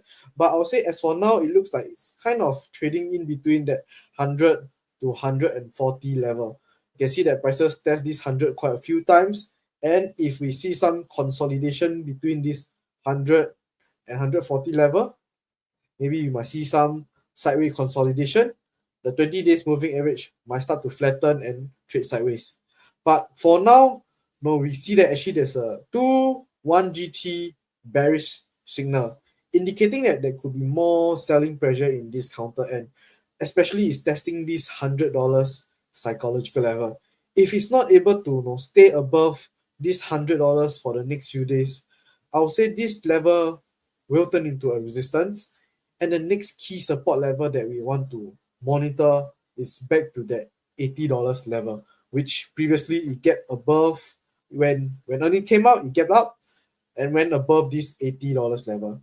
So if prices start to show more weakness and break below this 100, I think you might want to actually have a stop loss plan in mind. So I think for Jenny, you bought it around that 105, which is quite near a support level. It's a good entry level, I would say. If prices start to show more weakness, maybe around that 105 to maybe the 105 or 95, maybe you have a downside of around 10%. At least your loss is kept minimum. You wouldn't want your losses hoping that you actually rebound back above the 100, go back to that 140. But if you keep and you hold all the way until back to that $80 psychological level, your loss will actually widen to about 22%.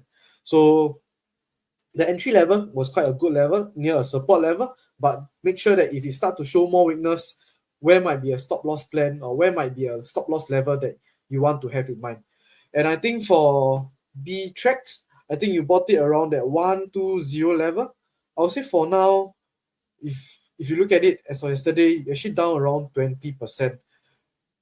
We wouldn't know whether this $100 level might be supported. But of course, if it starts to show more weakness, you might want to also have a stop loss plan just in case it goes back down to the 80 where your losses might be widening. So for now, long-term wise, it's still okay. Both 100 days and 200 days are pointing up. Both 100 days and 200 days are pointing up. It's just that short-term wise, like all the tech and all the semiconductors, it has been showing some weakness short-term wise. But I think for Intel, $100 was a psychological level that was tested a few times. Just yesterday, it broke below and there's a 1GT bearish signal. So this level might be something that you want to monitor just in case it really shows more weakness. You don't want your loss to be widening. So I think that's for Intel. There's a few level to take note. 140, which was a previous high. $100, which is now a level that's being tested. And the next level of support will be at 80. Yep, so I think that's for Intel, a quick one. So if not, I'll pass on my time to Z to cover the next stock. All right, thanks, Jia. Okay, let me share my screen over here. Okay, I hope you guys can see my screen. Okay, so the next stock that I have here, right, would be by user EF2UR. Okay, bought AMAT at 440. Would like to add some more. Please share what price to actually accumulate. Okay, so let's take a look at applied materials together, right over here, right? So applied materials. Okay, let's go back to the basic, right? We do it step by step, right? Whereby first thing we always look at the trend. Right, so in terms of the trend, what do we look at? We look at moving averages, whereby short term, green, longer term, red, and the blue, right? 100 days, 200 days. So red, longer term trend, definitely, I mean, everybody here, I believe you agree with me that it's going up, right? The red and the blue is pointing up. I hope nobody said it's going down, all right? The green, yes, it was going up, but what about now? It has started to flatten out, right? At least not pointing down yet lah. From what I see, even if I were to zoom in big enough, not pointing down. It's just flattening out, right? Flattening out for the short term, right? But in terms of the bullish and bearish signal, right? I already turned it on right over here, right? What do we see? We see a 1GT bearish signal. But when we see a bearish signal, right, does it mean that the stock will crash? No, right? It doesn't mean that the stock will crash. It just tells us that there is more selling pressure returning to this stock, right? And in fact, yes, that is what we actually seen in terms of the price action, right? You can see that price previously, when the first 1-2 bullish signal actually came out, it went all the way up to the high of 720. Moving averages are all intact, all heading up as well, right? And subsequently, the next 1 or 2 weeks, we started to see pullback, right? Selling pressure came in, profit taking happened, price pullback as well. And a 1GT bearish signal has been triggered, right? Telling us that selling pressure has come back already, right? For those of you guys who are holding on to AMAT, if a 1GT bearish signal come out, perhaps it could be time for you to take a look at it in terms of, maybe I need to monitor it a bit closer, right? As to Is it time for me to actually take some profits?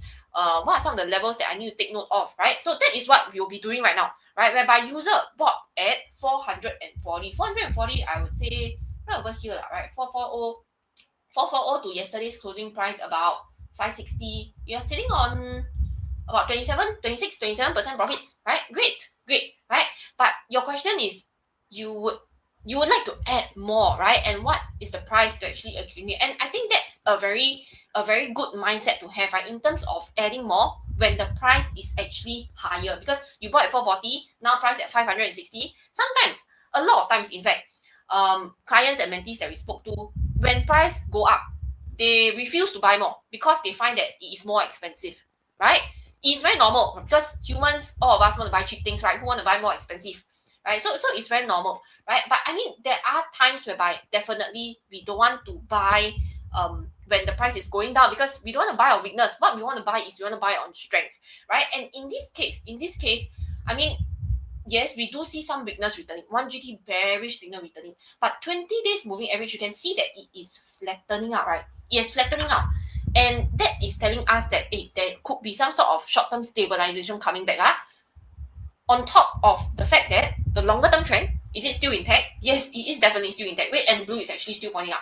Then comes to a point whereby if we want to take a look at where is the support, because the support will give us an indication that based on past price action, potentially that is where buyers could return.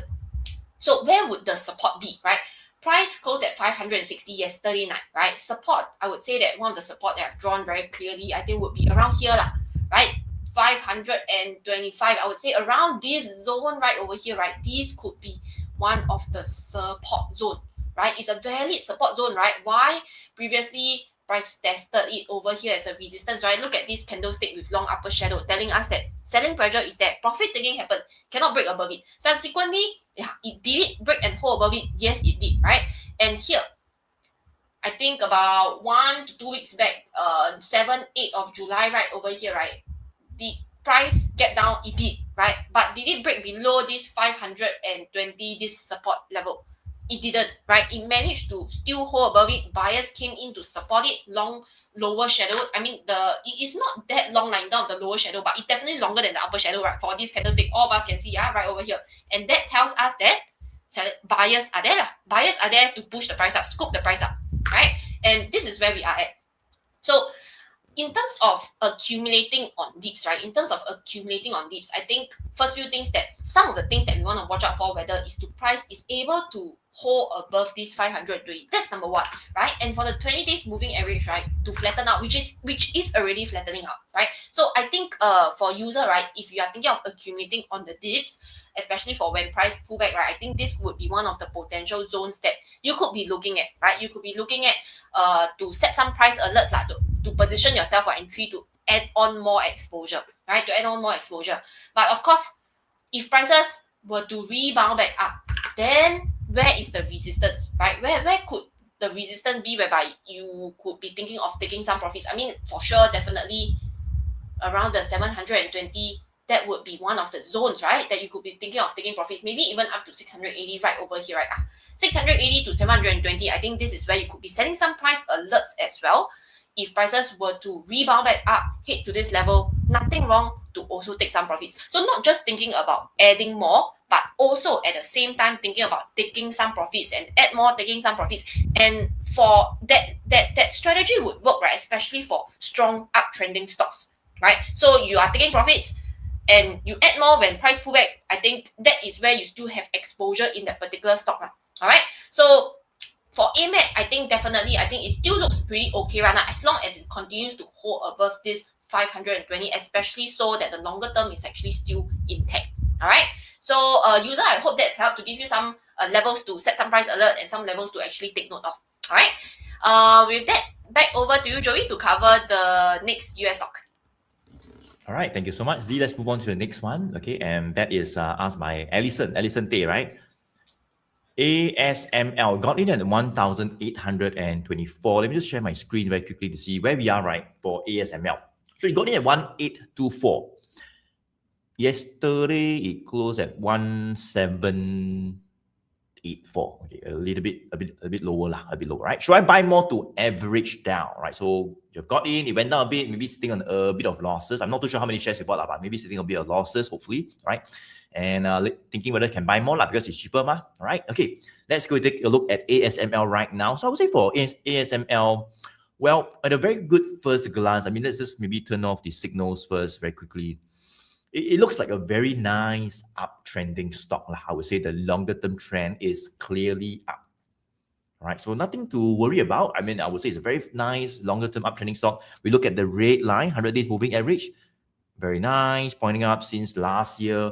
The blue line pointing up since last year, very stable. In fact, you can take one ruler and draw one line across. It's like very, very nice higher lows kind of uptrend. Let me something like this. Then you see you can take one, you can draw what we call an upward sloping channel support line forming higher lows, right? And it connects the lows. Very nice, stable, good uptrend in the longer term. All right. So this is definitely a stock that you want to think about buying, okay? But doesn't mean anyhow buy, but that you can consider to buy one.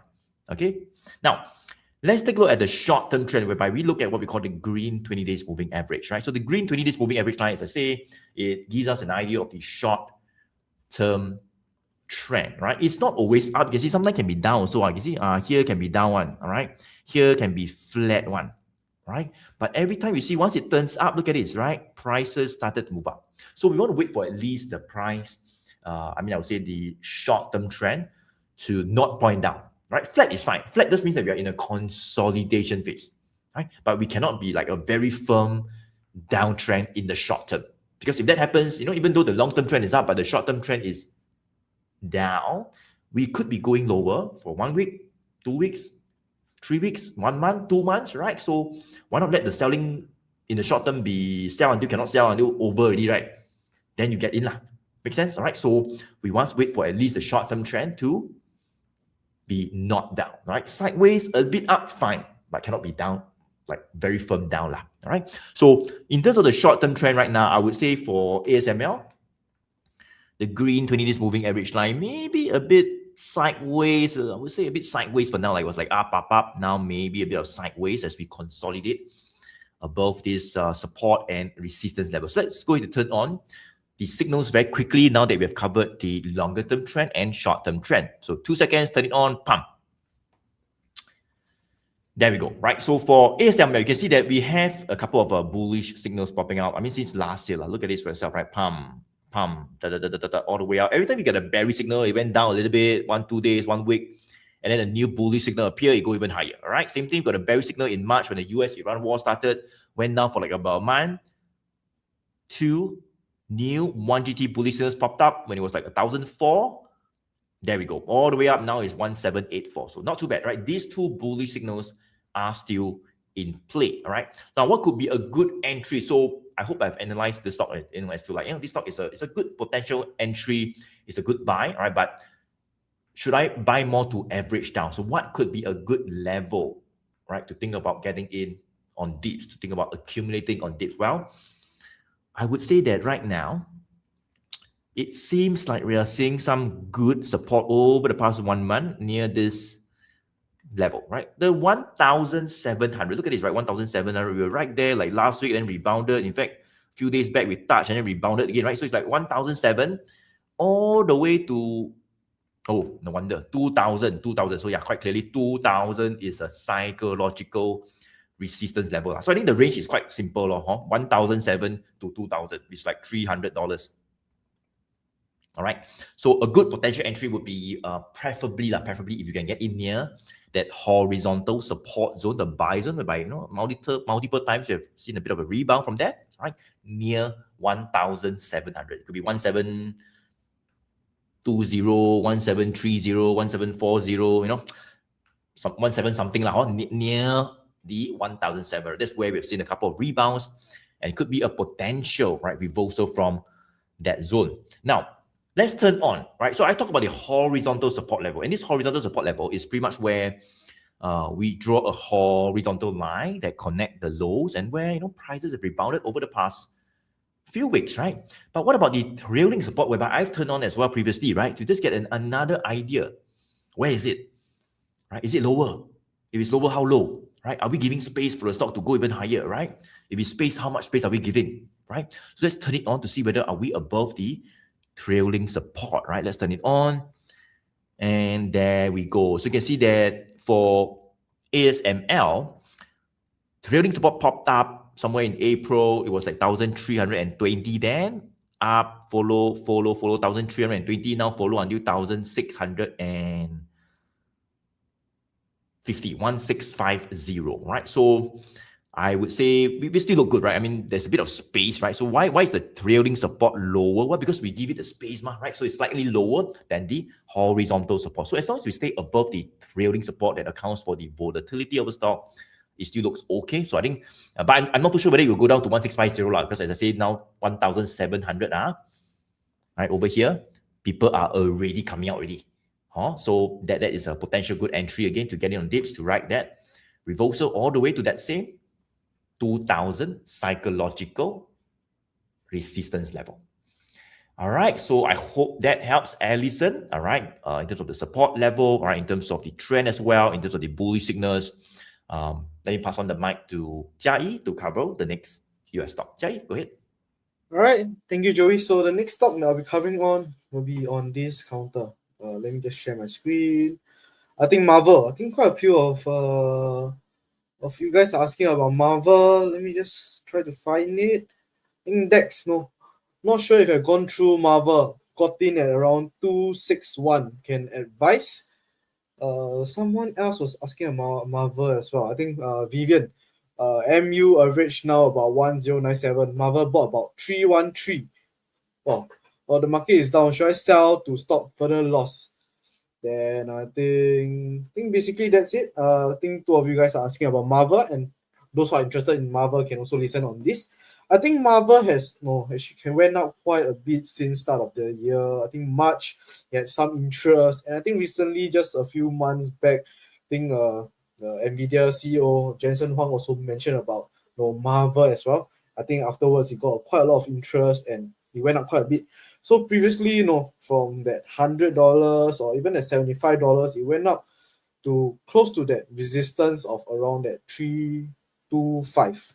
So we can see that prices went up quite a bit, went close to that 325 level, tested just in June, just last month, couldn't break above this level and came back down. So I would say previously there was some support for this Marvel near this 250.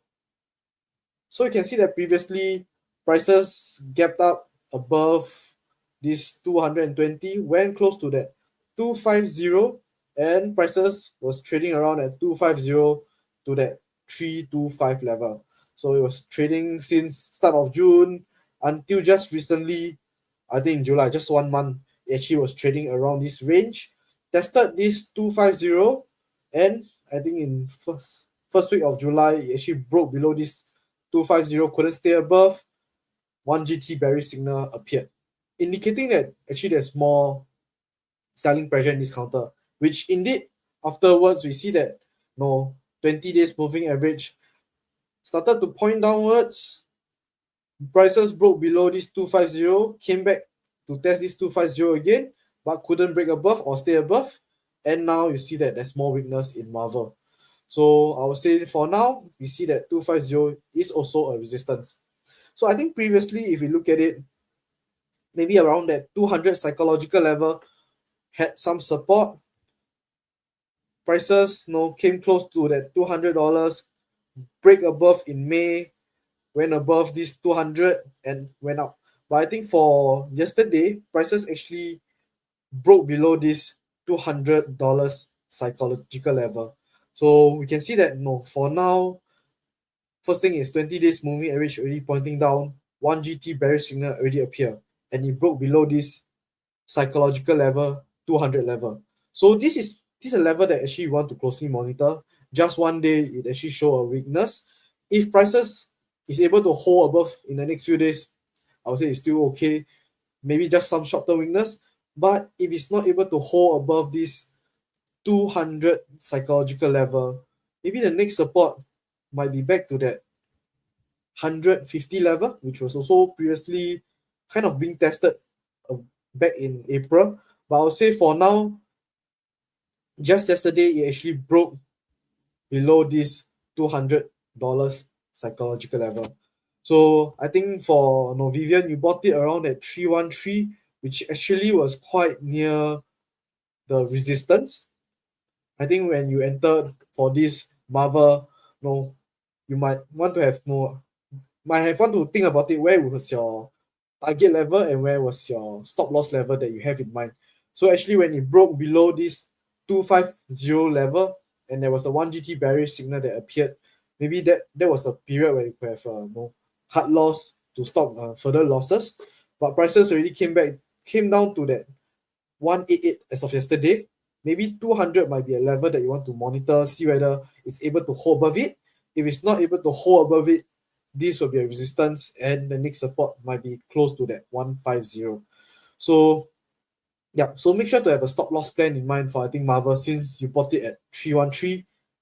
And I think for I think someone else, Dex, yeah, you got it around at 261.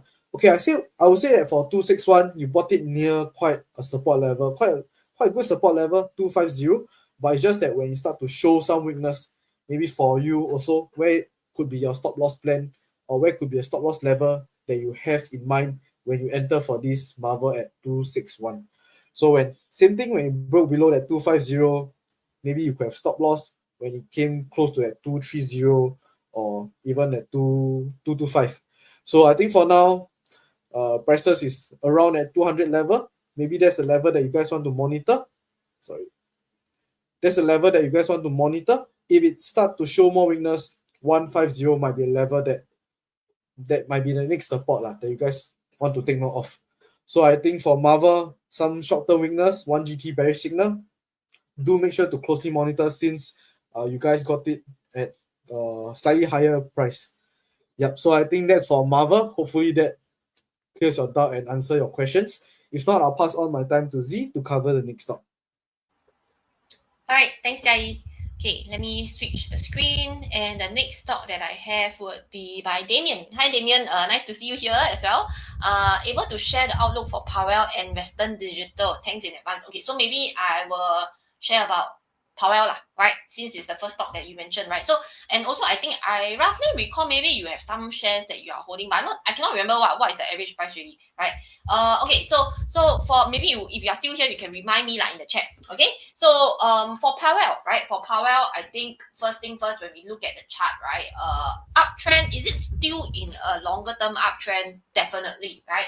You can see that the red and the blue line is still pointing up, right? And in fact, I think the longer term uptrend gave us that confirmation from the chart, right? Somewhere in September last year when the red crossed above the blue, right?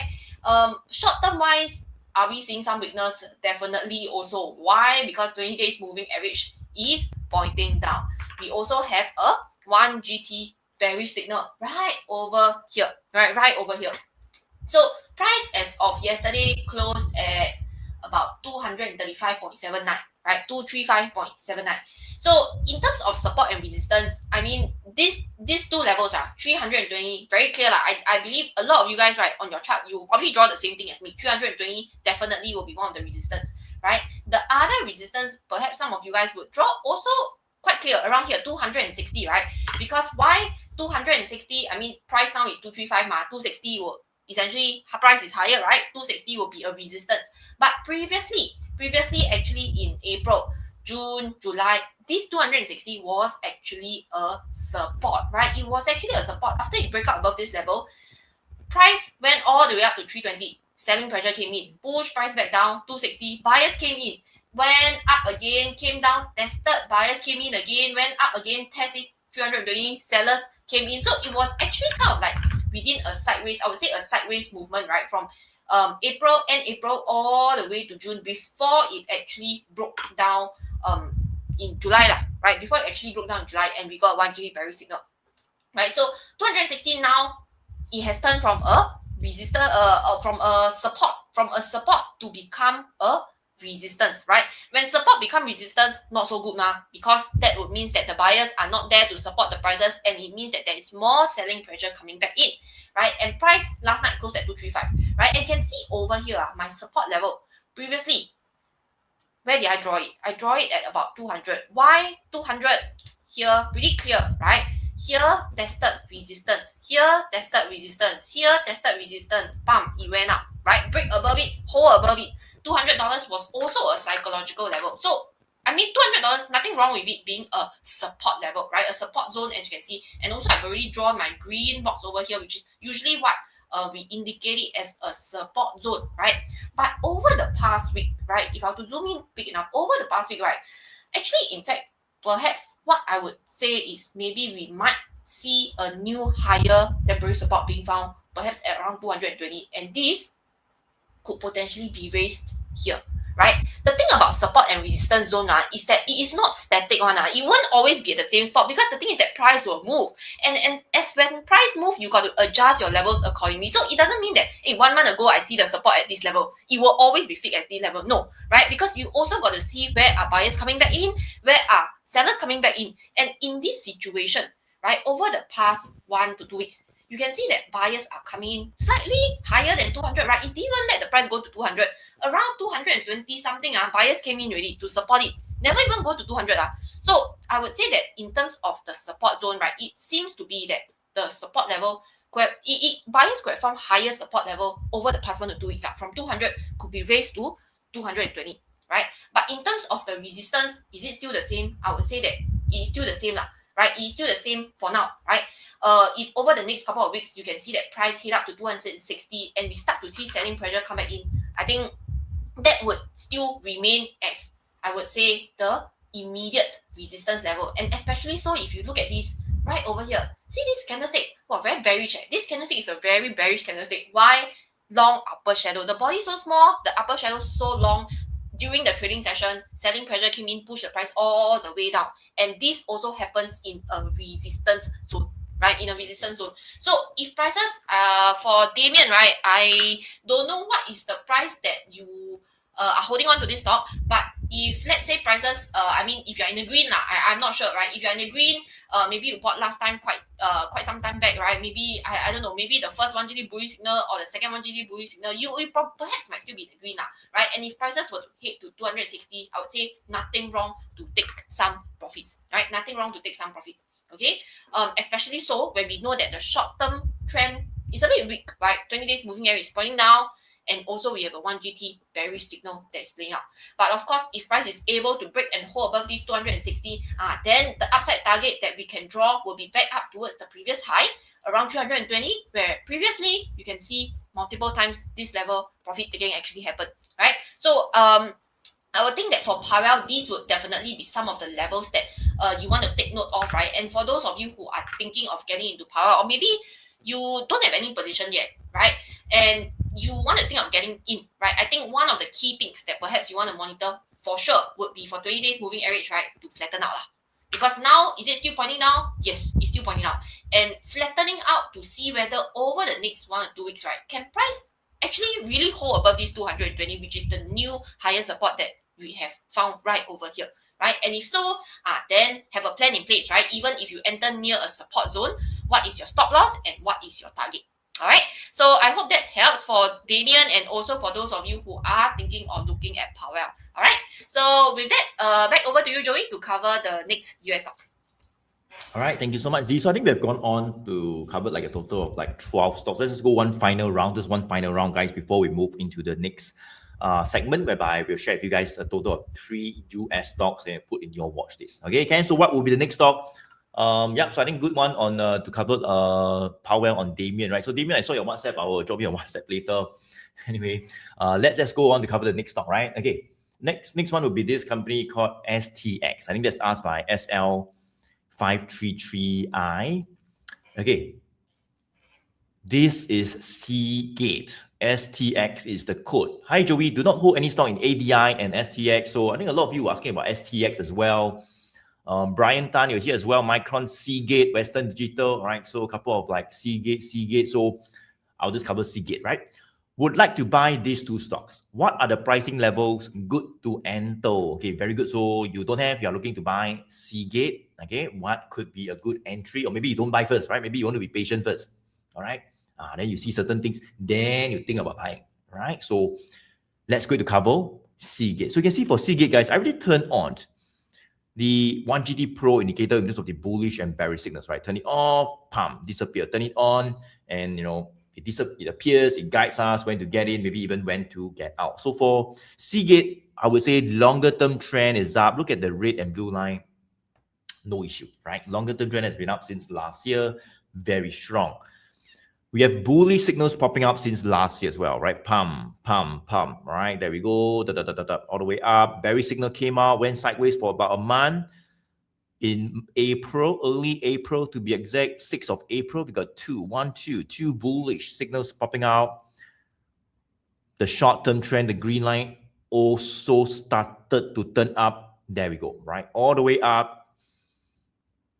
to a bearish signal appeared, a 99% in 2 months plus, all right?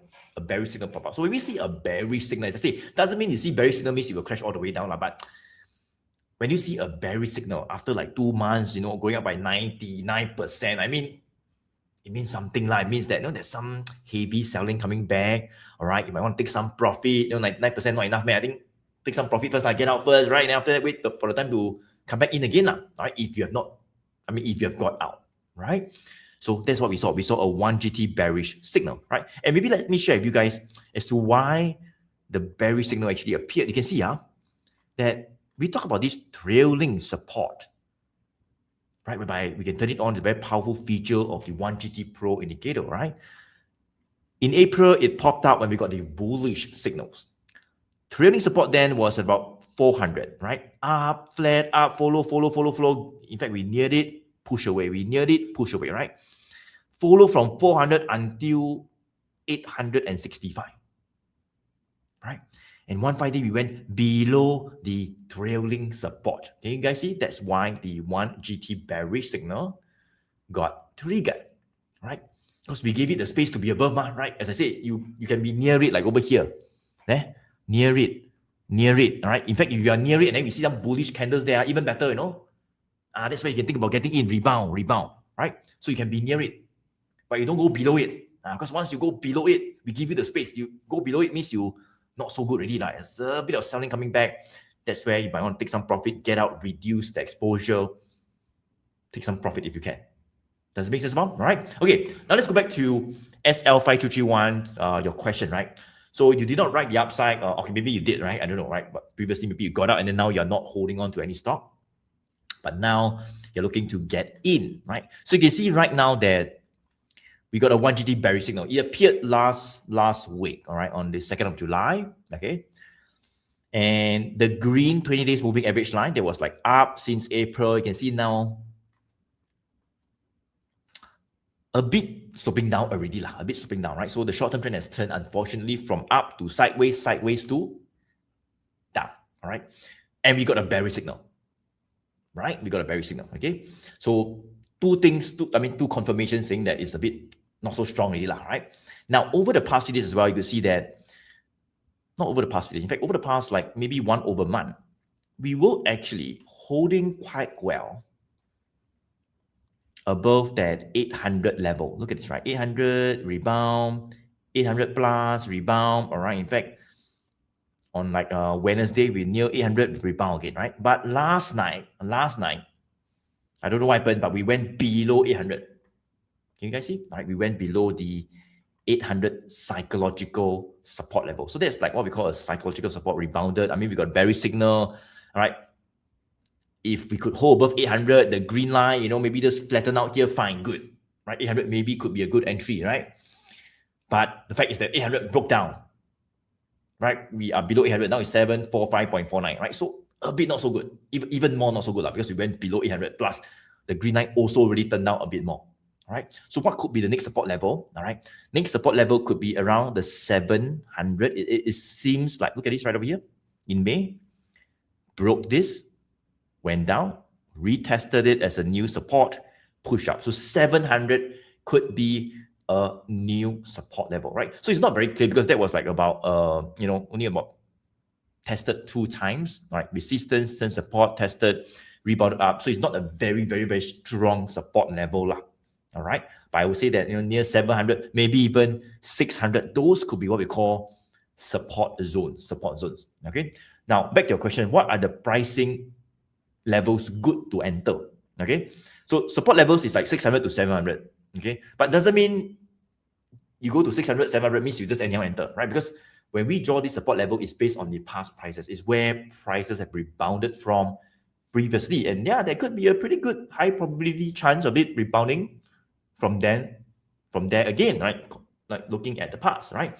But doesn't mean we go there means we anyhow buy, right? No, because we still need the confirmation, right? We still need the confirmation, right? So for example, let's say we say 700, or okay, let's say 600 lah. Let's say let's say go 600, right? And we see the green 20 days moving average line that is pointing down, all right? Maybe down a bit more, and maybe somewhere around 600 or 700, it starts to flatten out, right? It starts to flatten out, right? Over here, good. That would mean that the short-term trend at least is no longer down already. It's no longer down already, right? It is at least bottoming out. There could be some bargain hunting coming back. A good support has come out, and best if it ties in or it aligns with the support that we have drawn, 600 to 700. Right? So we want to see the short-term trend at least flatten out, right? And best, another thing is that if we can see another bullish green color, okay, look at this here. Same thing, previously in February, March, we got a bearish signal, right? We can see the green line also turned down a bit, right? Maybe down a bit sideways, right? But once the green line stops turning down, I mean, it flattens out, or maybe even start to turn up, then plus you got bullish signal over here. So basically, if you like, you can take this and then you copy and paste and you put over here. I mean, you get what I mean, right? So if the green line starts to flatten out, maybe even start to point out a bit, and then you got two, not one, but maybe two bullish signals coming over here, that would be a confirmation to potentially write the reversal back up. That would be what we call a good confirmation reversal trade. All right. But now if you're just getting it because it's cheap, then you don't know, like how low it can go, right? So I think you want to be a bit more careful. You don't want to rush, right? We want to be patient. We want to be patient till we get the confirmation to get in, then we get in.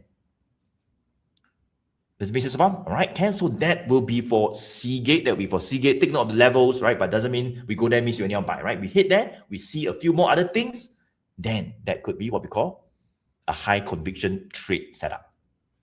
Okay, so that is for Seagate Technology, STX. Okay, now let me go to pass on the mic to Choy to cover the next US stock. All right, thank you, Joey. Next stock that I'll be covering on is actually on this counter, Alibaba. I think quite a few of you guys are asking about Alibaba. JT, morning, how about Alibaba? Okay, so I'm not sure whether you thinking of entering or looking to let go or what. But maybe let me just cover on Alibaba. I think Styler also, Alibaba sold half at 145 last year. Hopefully when you sold it, it was like some gains. Bought back at 95. So I think recently you bought back, then can add more at 115. Average cost at 85. Oh, so it seems like maybe your average cost is actually quite low. You bought it very long time ago. Okay, and I think someone else also, Shu Ning, Baba, want to enter cause recent earnings report is good, have future growth. What is a good level to enter? Okay, maybe let's just look at Alibaba. What are the keys level that you want to monitor and know whether we should be looking to enter for Alibaba for those who do not have positions. Okay, so I think for Alibaba previously, if you look at it just last year, moving averages wise was showing strength. 100 days, 200 days, all were pointing up along the way. 20 days might start to point down, but overall, when the 100 days moving average and 200 days moving average are pointing up, indicating that the long term is still intact, I would say it's still fine. Moving averages pointing up all the way until I think this year it started to show some weakness. It actually hit a high of around 190 back in last year September. Couldn't break above this level. Came down to test around that 145 level in last year December. Rebounded from there, and just this year, actually we've noticed just this year, Feb, it actually broke below this 145 level, key support level. two 1GT bearish signal appeared during that period of time. First thing is you notice the 100 days moving, sorry, the 20 days moving average started to point down, cross below that 100 days. 100 days also start to point down. Prices came close to that 120 level, rebounded from this level, and went close to that resistance again at 145. But at this point of time, when we look at it, prices came close to that 145 in April and also in May. This level was tested as a resistance. It couldn't break above. And at that point of time, we noticed that the 100 days moving average also was pointing down, crossing below that 200 days moving average. So I think at this point of time, if you look at it as of yesterday or as of the few days back, prices are showing some short-term strength. 1GT bullish signal appear. But it doesn't mean that, no, with a 1GT bullish signal appear, it means that you should just buy in. We still need to look at how the overall strength or weakness of this counter is. So if you look at just the 100 days and the 200 days moving average, you notice that both are actually pointing down, indicating that long-term wise, Alibaba is actually showing weakness. Even though there's a 1GT bullish signal and 20 days moving average is starting to show more strength. But if you look at it, actually, if we notice just yesterday or the day before, I think near a resistance, I would say this 120 level, you can see that actually sellers came to push the price back down below that 120 level. So currently 120 might be a key resistance level that we want to monitor. This level was tested quite a few times back in March and in June.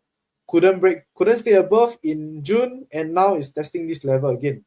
So if prices are not able to break above this level, we might see that there might be more weakness back to that maybe around that low of around 92 support level, which was a recent low. So I would say for now, if you are looking at Alibaba, if you're looking to enter, based on the 1GT framework, we wouldn't want to enter. First thing is near a resistance. We wouldn't want to enter. Next is long term is showing weakness. We also wouldn't want to enter. So for Alibaba wise, if you do not have position, if you're looking to enter, I'll say for now, maybe have some patience.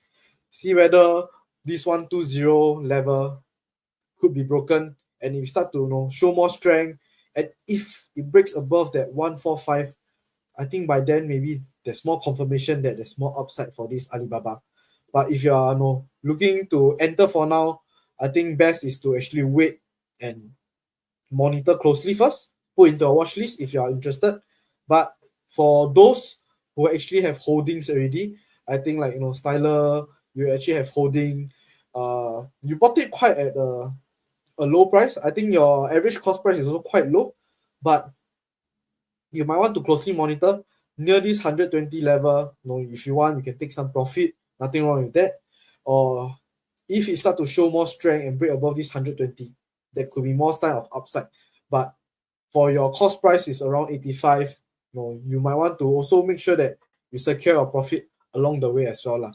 So I think that's a quick one on Alibaba. Overall, long term is showing weakness. If you're looking to enter, best is to wait and wait for prices to break above this 120 and stay above it for more upside, before more upside.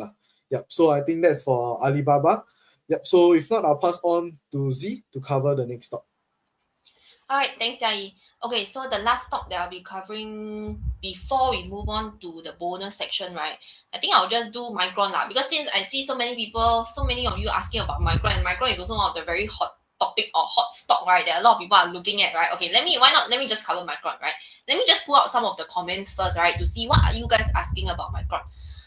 Okay, so first off, we have James here. James asking about Micron. Good morning, Joey and team. I brought Micron at 880 a few months ago. Can share the trend and whether I should exit to cut further loss as it dropped to 850 last night. What is the support and new resistance level? Definitely, we will cover the support and resistance. So James, I hope you're still here, right? So you can take note of some of the levels that we cover later on. Okay, so sitting on some losses for James. Okay, let's see who else is holding Micron. User. User bought Micron at 400. Would like to add some more. Please share what price to accumulate. Okay, so for user on the other hand, you bought at very low prices, holding on, still holding on, sitting on profits. Now price has pulled back, thinking of where to enter. Okay, that's great, right? That's great. And I think we also have one more. Let me see. Where is it? Ian, right? Hi Ian, nice to see you here again. Thoughts on Micron per 1GT on resistance level, support level after recent huge pullback to about less than 900. Do not have any position now, but interested on potential entry point to accumulate. Okay, so now we have three camps. One is already have some position, price pullback as of yesterday, last night close, sitting on some losses. Some it could be like user, right, whereby you bought last time and now price pullback, right? You are thinking about buying more, averaging out to increase exposure. And then whereas probably some of you could be like Ian over here, right? Because price pullback, don't have position, maybe opportunity, right? Time to enter. All are very good questions, right? So let us take a look at the chart together for Micron. All right. Okay, so for Micron, I believe all of you, if you guys pull up the chart, will look exactly like mine, right? But maybe don't have some of the lines that I've drawn here, right? But for Micron, as of last night, yes, it closed at 853.20, right? And we do have a 1GT bearish signal that actually appeared, right? Just actually 2 days ago, on the 15th of July, right? 2 days ago on 15th of July. And in terms of the trend, right? Okay, so we always go back to the basics, right? Which is the trend first, because we want to make sure that we are on the right side of the trend, right? So when we go back to the trend, longer term trend, I believe everybody here will agree with me, right? Longer term trend is still intact. Red and the blue is intact, right? Short term trend, if you were to ask us a couple of months back, May, June, July, wow, great, fantastic, right? Green line pointing up, up, up. After that, start of July, that was where it started to take a breather already. You can see that the 20 days moving average started to flatten out. And over the past couple of days, not weeks, past couple of days, if I have to zoom in big enough, can you see that this 20 days moving average is pointing down? It has started to point down, right? And what does that tell us? It tells us that there is short-term weakness for sure, right? Plus the fact that 1GT bearish signal also come out, right? That's just two things, That's just two things, right?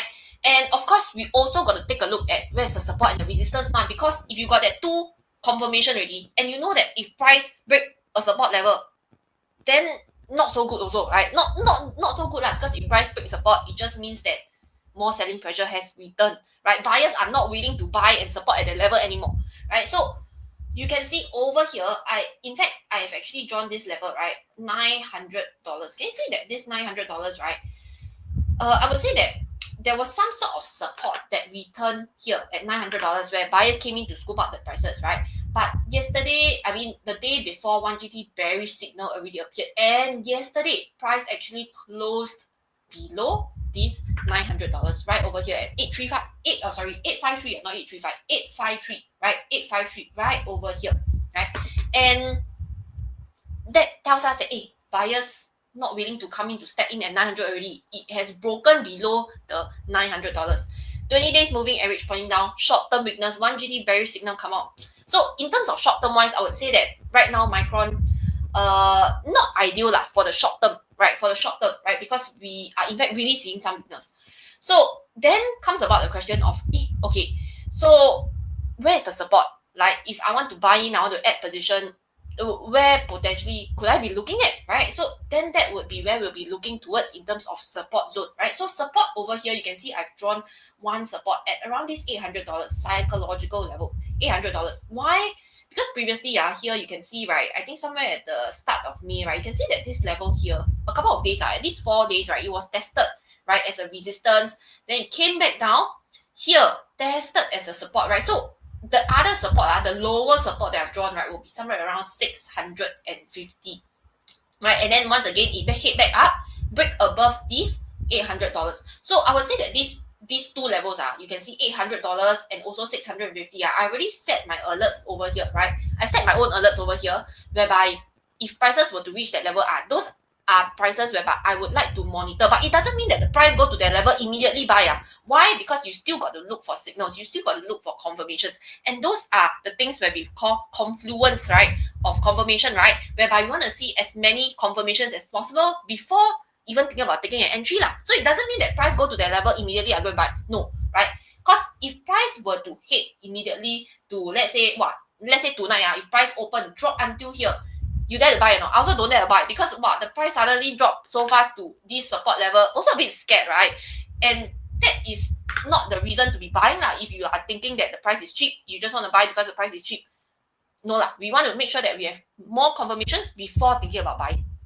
Okay, so yes, so these two, back to these two levels, right? These two are the zones, I would say, support zones that we could potentially be monitoring. And what would we want to monitor for at this support zone? Number one would be whether if prices, right, in terms of the candlestick, can price actually hold above this level? Can it hold above the 800, right?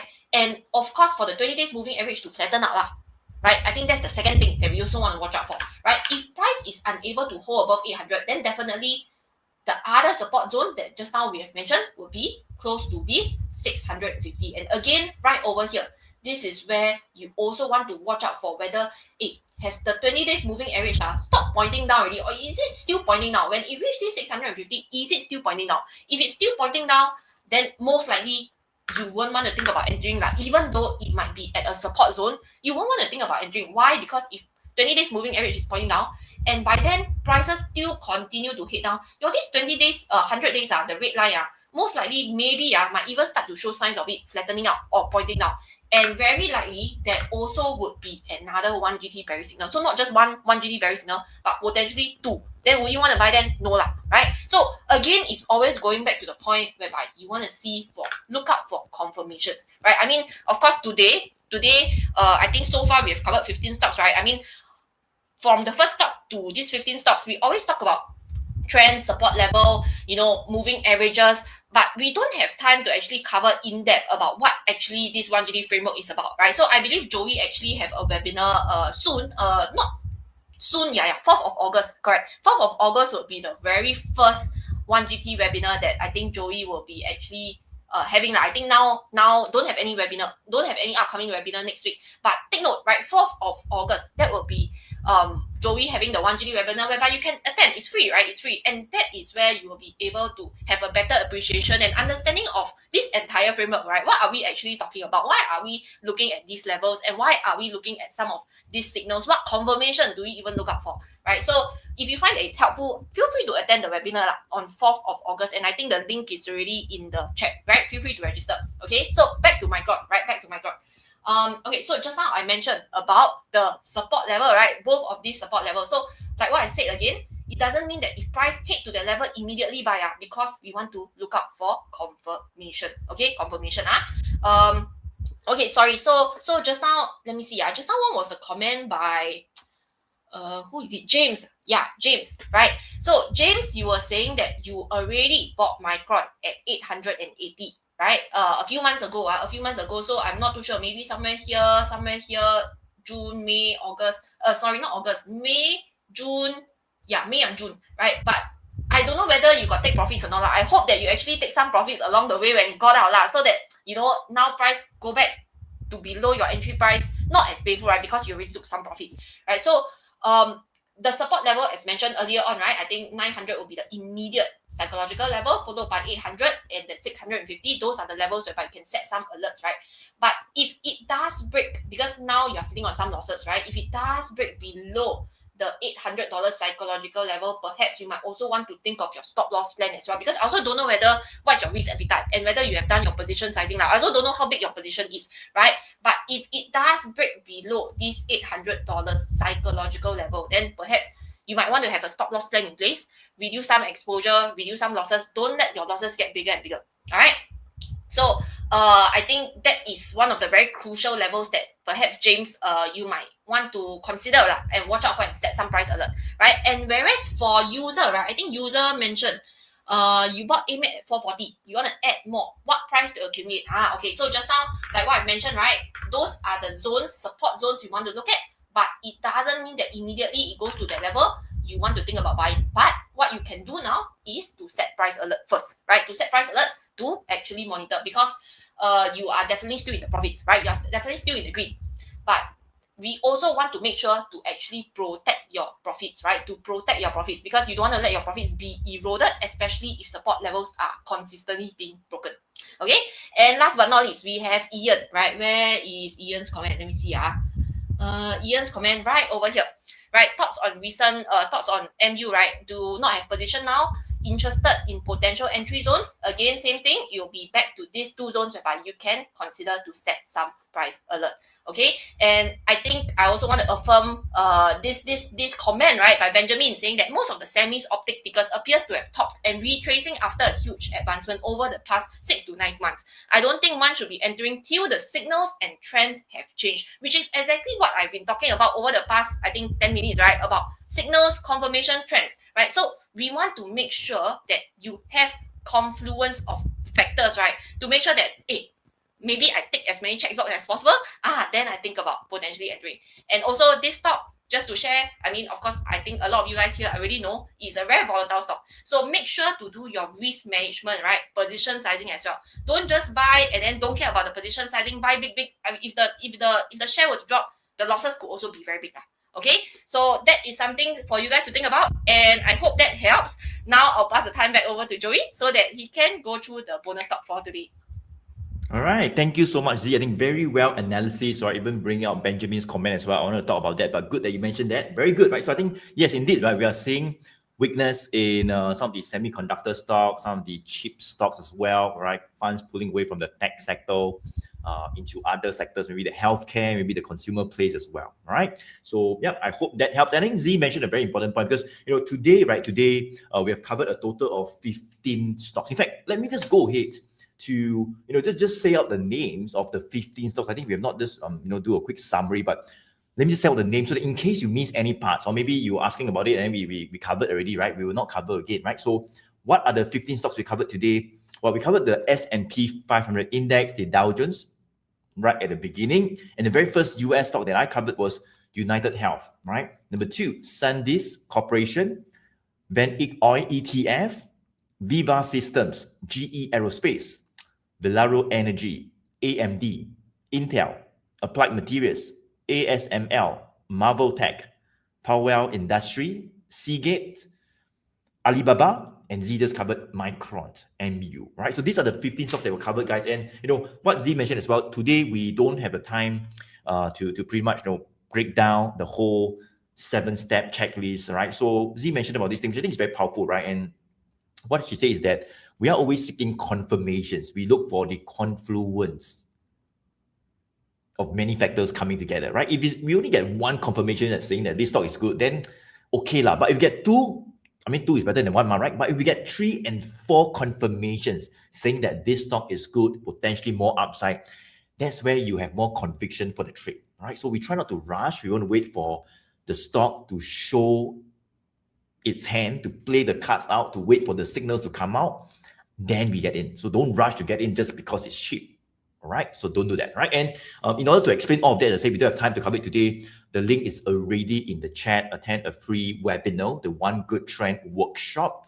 We don't have any webinars in July, sorry, because this is not really my full-time job, right? We do it once every few months, right? So next webinar is next month, 4th of August. The link is right in the chat. Click on it, register for this One Good Trend webinar, all right? And that's where I will break it all down for you even more, and maybe even how you can have access to the tools that we're using, the One Good Trend indicator, right, to guide us and so to guide you eventually as well, when to get in, when to get out, maybe when not to get in as well, all right? Okay, Ken? So the link is right in the chat. Okay, now, let's move on. Let's move on to the next part of today's AMES session, which would be what we call the bonus US stocks that we would like to share with you. So 3 of us over here, each of us will share 1, so total 3, right? So what is the very first stock I'd like to share with you guys? Well, that would be this company called Apple, AAPL. In fact, I saw one of you asking about it as well, right? Let me just put the comment. Eddie, right over here. Please analyze AAPL as I bought at US dollar 316. Now it's 333. Not too bad, huh? Making some money, okay? Any more upside or an exit price, right? So can it be more upside? What could be a potential resistance? You could take some profit and get out. Let's find out in a bit. But essentially, this would be AAPL, the first bonus stock that I'd like to share with you. So for Apple, right, we have been actually covering this stock since a couple of months back. It was one of the top stocks that we shared in our AMAS US session as well. I think somewhere over here, it went up, pulled back, and then now started to form what we call a new high. All right. And why I like this stock is because the long-term trend has started to, I would say, point up quite firmly since the beginning of the year. Look at this, right? The red above the blue, finally, since October. Right now, 100 days red, 200 days blue, both pointing up, red above the blue. So long-term trend is up. But in the short term, well, it doesn't mean it's always up. In the short term, you can see the green line, right? The green line can be down, can be up, and then can be down. But over the past 1-2 weeks, started to point up, all right? Right over here, all right? But just looking at the longer-term trend or the short-term trend doesn't guarantee an entry straight away. It doesn't mean we must anyhow just go and buy. No, right?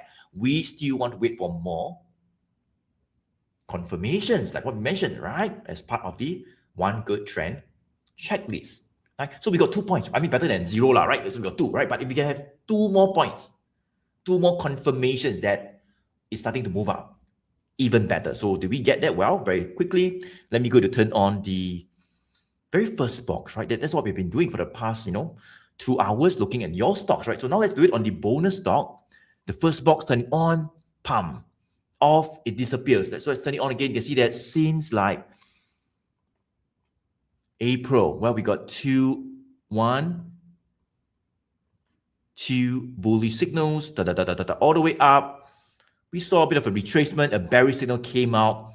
We pulled back a little bit all the way to 280, right? But over the past 2 weeks, well, finally, same thing, 1, 2, right? 2 bullish signals popped up. That will be another very good confirmations that we are attempting to push higher, all right? And of course, we have broken broken above this very key, I would say, resistance level. This would be the 320.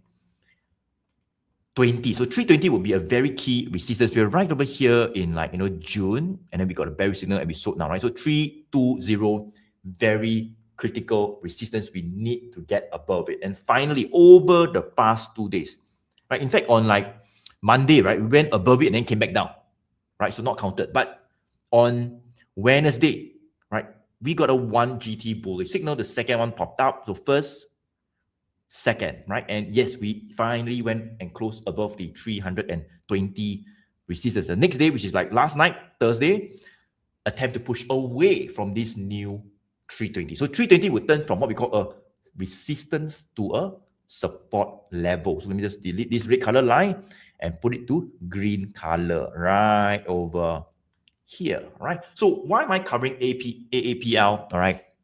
Apple. Well, I think that these 2 bullish signals are playing out. We have broken out above that key resistance level. The long-term trend is up. The short-term trend is up. It seems like we can potentially move to another higher target, right? So, Eddie, right? Any upside, what could be the exit price? What could be the next resistance level? Well, very simple. We can do a little bit of a projection, right? So, for Apple, right, we have been consolidating. You see right over here, right? Resistance, pump. We broke above it, right? Went all the way up, pulled back, retested that new support level. Finally, the resistance gives way. So this will be what we call the previous consolidation phase. Why am I doing this? Because it allows me to gauge the potential next consolidation phase and where selling can come back again. All right. So that is the range from here to here. All right. In fact, if I just to push it over down, you can see, yeah, it was the range as well, right?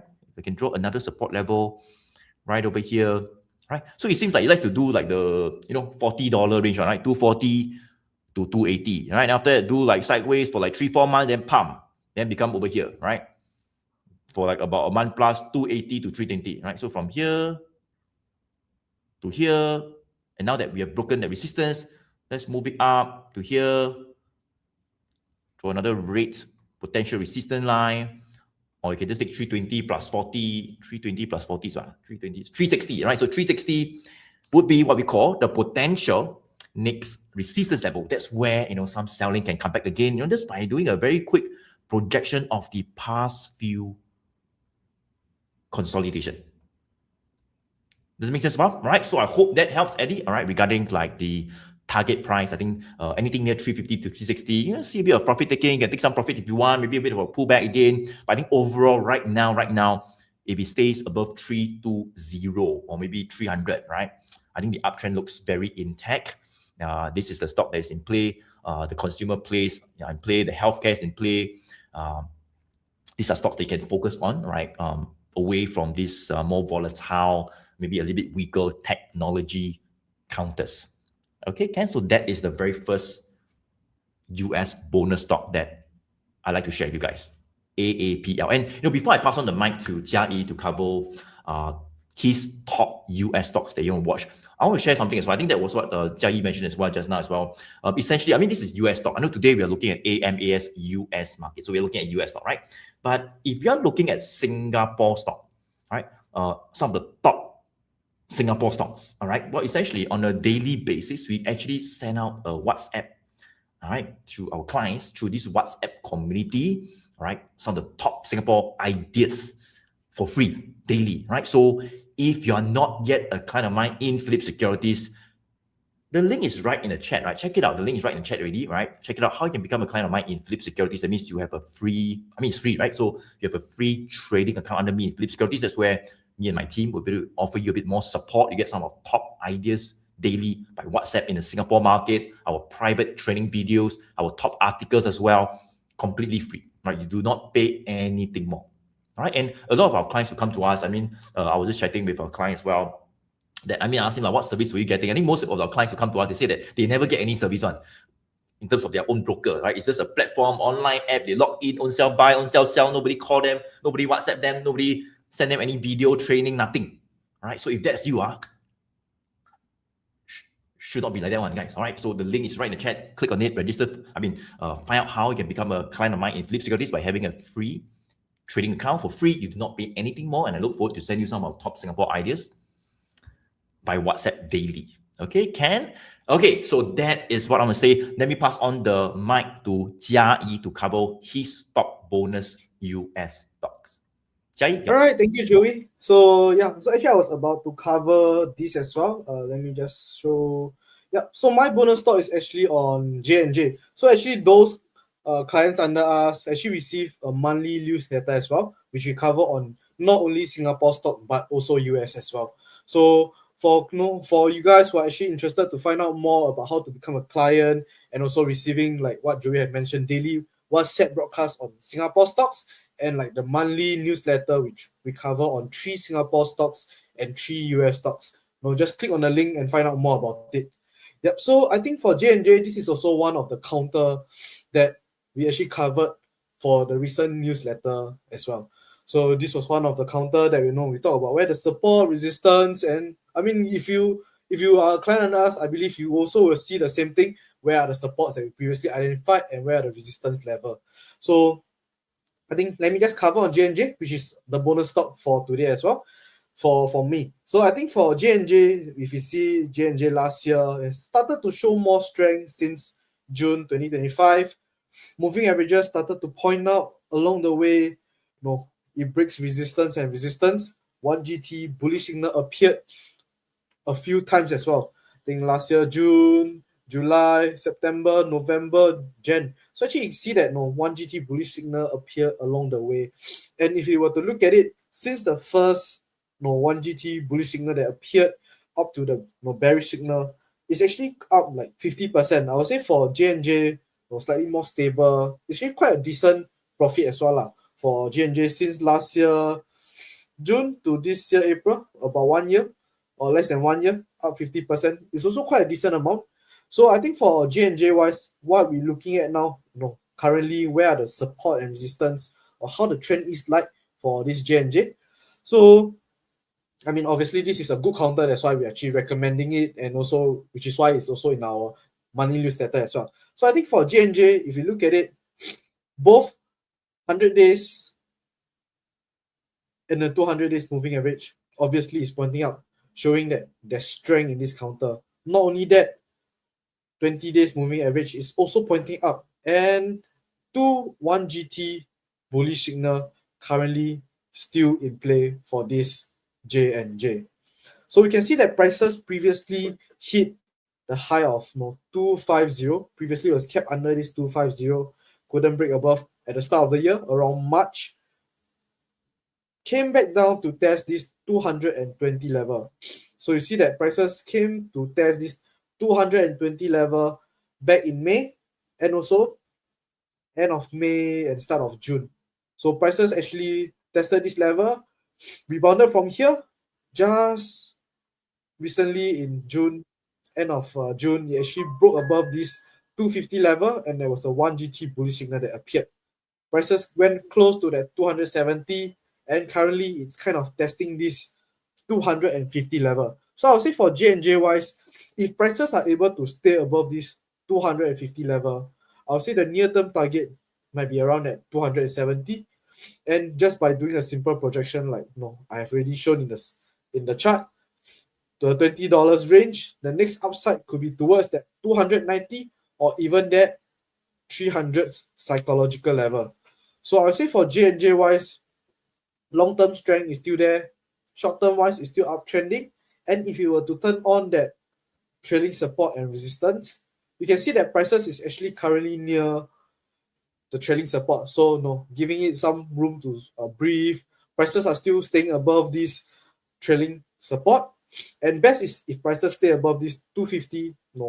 It means that this 250 is still a support level, a key support level that's still holding, and with more upside towards that 270 and 300 level. So I think this is my stock on J&J. Currently the techs are pulling back, but J&J is still doing quite well, still showing strength overall, still in the long-term strength is still there.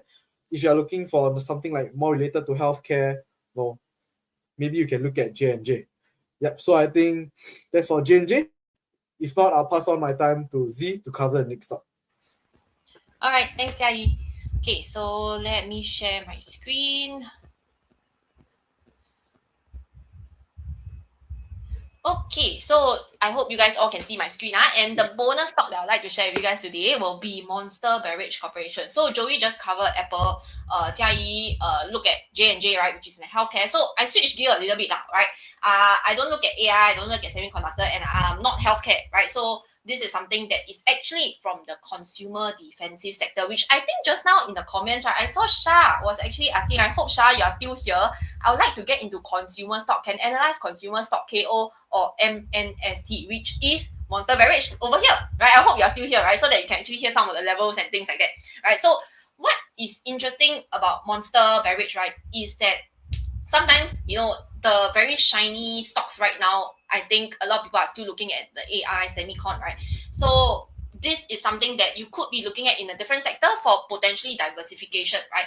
And for Monster Beverage, right, you can see that it just recently hit a fresh all-time high. So if I were to zoom all the way out, right, it had never reached this level before, right? And it tells us that people are willing to actually buy and pay higher prices for businesses that are still in the consumer defensive sector, right?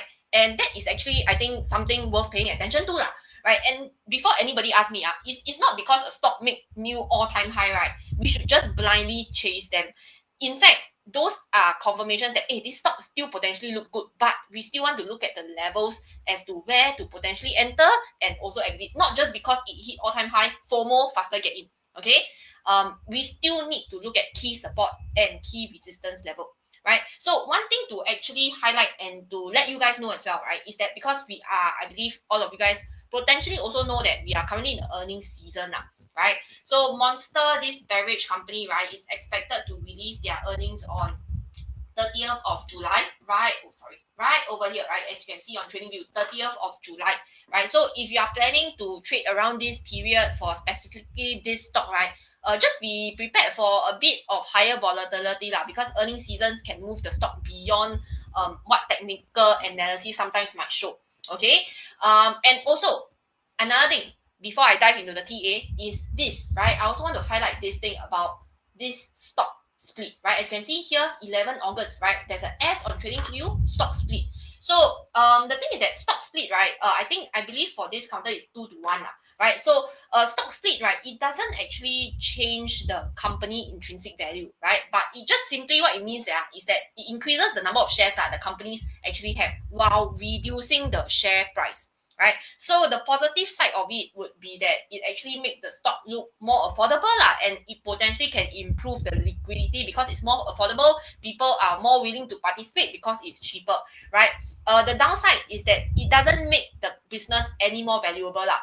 So if you are thinking of buying just because the split, then maybe not, right? Because at the end of the day, you want to have a confluence of confirmations and factors to make sure that you are committed in the stock, you believe in the stock, and you also have the level set up, you know, your risk to reward ratio is all right. Then those are reasons why you want to buy into a stock. Okay, so with that in mind, all of those, the earnings, the split. Okay, let's take a look at what the technical analysis or the chart is actually telling us about. Okay, so first and foremost, this stock, everybody will agree that is an uptrending stock, right? Long term, short term, that one I don't need to talk about it lah. All moving averages are pointing up. In fact, we also have 1 GT bullish signal that's actually still in play. I mean, over the past 1 year, I mean, since 2026 started, definitely we did see a short-term weakness dip, right? From March all the way April, May. And you can see that 20 days moving average started pointing down sideways, and the price wasn't attractive. I mean, the stock chart, right, wasn't attractive back then because short-term wasn't aligning with the long-term, right? But subsequently in May, you can see that 20 days moving average started to point out. We have the first 1 GT bearish, bullish signal, and the second one came out, right, when price actually break above the previous all-time high here, which is in March, right? Back then it was about 80, I think $86, $87 right over here, right? And subsequently it managed to break above it and also hold above this all-time high, right? The previous all-time high, now making a new all-time high, right? So I would say that this 87, this level 87, I would say 87.50. You can see right over here, right? 87.50, I would call it as like a resistance turn to become what we call a support, right? It break above it already, right? Still managed to test for at least 1 to 2 weeks, right? Consistently, buyers came in, support the prices, push it up, right? And I would say that this would be one of the very crucial support level to take note for monster bearish, right? And after that, price continued to hit even higher, right? And just now what I mentioned was that support zone, support level, horizontal support zone and support level, it doesn't remain static. It moves along as the price moves, but you got to adjust it, right? You got to adjust it. So you can see that along the way, I believe price actually found new higher support, right? And I would say that this new higher support seems to be around this 94, 95. I would say this support zone right over here, right? A new higher support has potentially been found, right? From this 87.50. Right? And price as of yesterday closed at 99.94, right? 99.94. And we know that when price is at all-time high, usually we will put psychological level as resistance level, because those are around nice psychological number. So I would say $100 right over here. That would be where the resistance or sell zone could potentially be at. As well as if you were to look back over the past couple of weeks, right? You can see that when price approached, this one. When price approached these $100, you can see that selling pressure really started to come back, push prices back down, right? So yesterday, very bullish candlestick, testing the $100. Can it break above the $100 today, next week? I don't know, but definitely that will be something that I'll be watching for and monitoring, right? Not just break above it, but must be able to break and hold above it, potentially to have another leg up for this particular counter, right? And in terms of that, what is the next upside target then, you might ask, right? Simply based on a projection, right? Because again, it's all-time high, right? If I scroll back, I don't have a past price to actually refer to as to where selling pressure could come back. But based on the projection range, based on this, you project it up. Potentially, the next upside target, we could be drawn up towards 105, 106. Potentially, this could be where sellers could come back. Right, so I think there's 2 ways about this, right? Depending on what type of traders are you, and also depending on your personal risk appetite. Because 2 ways about this, what do I mean by that? Number 1 is definitely what we call as a breakout strategy, right? Which I mentioned, I'll be monitoring whether price can break out and hold above this $100, right? And if it does, this $100 will become a new higher support, right? And when we think about buying, we think about buying into strength. We think about buying near support zone, right? Would this be a new higher valid support zone? Definitely, right? And that would be what we call a breakout strategy. So that's one, right? That's one. The second one would be for people who may be a bit more risk adverse and who like to buy upon retracement, right? And that would be when prices retrace back to where? to the previous new higher support here, which is about 94, 95, this support zone. That is also valid, right? But either way, I mean, need to have a plan. If you enter near support, if it prices were to pull back, I don't know whether will it come back to this level for you to buy. But if it does, have a plan in place, your entry, your target, your stop loss, right? That could be potentially, it could maybe look something like that, right? Like one of the plan, it could be looking something like that. But of course, make sure to do your position sizing and your risk management, right? That could be one in terms of retracement. The other one could be when price break and hold above the $100 psychological level. Next upside target drawn towards the 105, 106. Have your stop loss in place. If it is a false breakout, you can also exit as well, right? So either or, I think both plans will work, but really depending on your risk appetite, because it doesn't have a one size fit all. But end of the day, to have a plan in place and to do your position sizing, don't over leverage, don't buy too big of a position if you are not able to take the risk. Okay, so I hope that helps in terms of some of the levels to take note for monster bearish. Definitely still looking great. 2 bullish signal, uptrend still in place. Just take note of the earning seasons that is coming right around the corner at the end of the month. Okay, so that would be for monster bearish. If you guys like it, add it into your watch list. And with that, I'll pass my time back over to Joey so that he can close off today's session. All right, thank you so much. And there we have it, guys. We've gone on for more than like 2 hours. Thank you so much for joining us, guys. Very sorry if we cannot cover all your stocks. I counted like more than 50 over US stocks in the chat, guys. So sorry. Each time we can cover maybe about like 15 over US stocks. So hopefully you can cover your US stock the next round. So next Friday, we'll be back to the Singapore market AMAS session. So do join us next Friday if you are looking at Singapore stocks. US will be next Friday again. All right. So what are the 3 bonus US stocks? For the 3 bonus US stocks, just to do a quick recap for me, right? Apple, AAPL, DJI covered Johnson & Johnson. The code is JNJ. Z just covered Monster Beverage, MNST. Right. So these are the 3 bonus stock. I hope you guys got value today. Type a V for value, guys. If you got value, let me know if you got value today. You learned something today. All right. You got a better idea on the stocks that you were asking about, especially if we have covered them. Let me know. V for value, guys. V for value. If you have got value, want to acknowledge all of you for staying all the way here. Thank you so much. Jared as well. Eddie, thanks. I think, yeah, Eddie, I covered your stocks, right? Apple, right? ABC, value as well. Brandon, VEEV, thank you. Value as well. Chiseng, value. Awesome. Thank you so much, right? So very simple. As I say, guys, today's live show, all right, AMAS live show, we do have time to break it all down for you, all right? So if you want to find a bit more about the entire strategy, right, do attend a free webinar. The link is already in the chat somewhere. And I think one thing I want to add as well is that I think I talk about, having a trading account under me in Flip Securities as well. If you would like to get some services, right? Like for example, where is it? I think we have, where's the comment? Probably, yeah, right over here, Jared, right? The only time I got a call from broker is when there's a rights or warrants from the counter I own with them, right? And that's kind of like the service that most people are getting, like the normal corporate action, administrative, kind of service, time to pay money, you can pay, that kind of thing, right? I mean, that one is basic, right? That one also must have, okay? But if you would like to get more service, some personalized, service whereby you could contact our team by WhatsApp, you get some of our top ideas, trainings for free, daily, no additional cost. Find out how. Definitely, you want to become a client of mine in Philip Securities, right? You do not pay anything more, right? Find out how you can do that, right? The link is right in the chat, right? The link is right in the chat. All right, we look forward to keep this place. The link in the chat, I think, is like probably hidden somewhere. Okay, so yep, we look forward to work together with you a bit closer and for you to get some of our top Singapore ideas for free daily. Okay, Ken, anything to add? Jai, Z?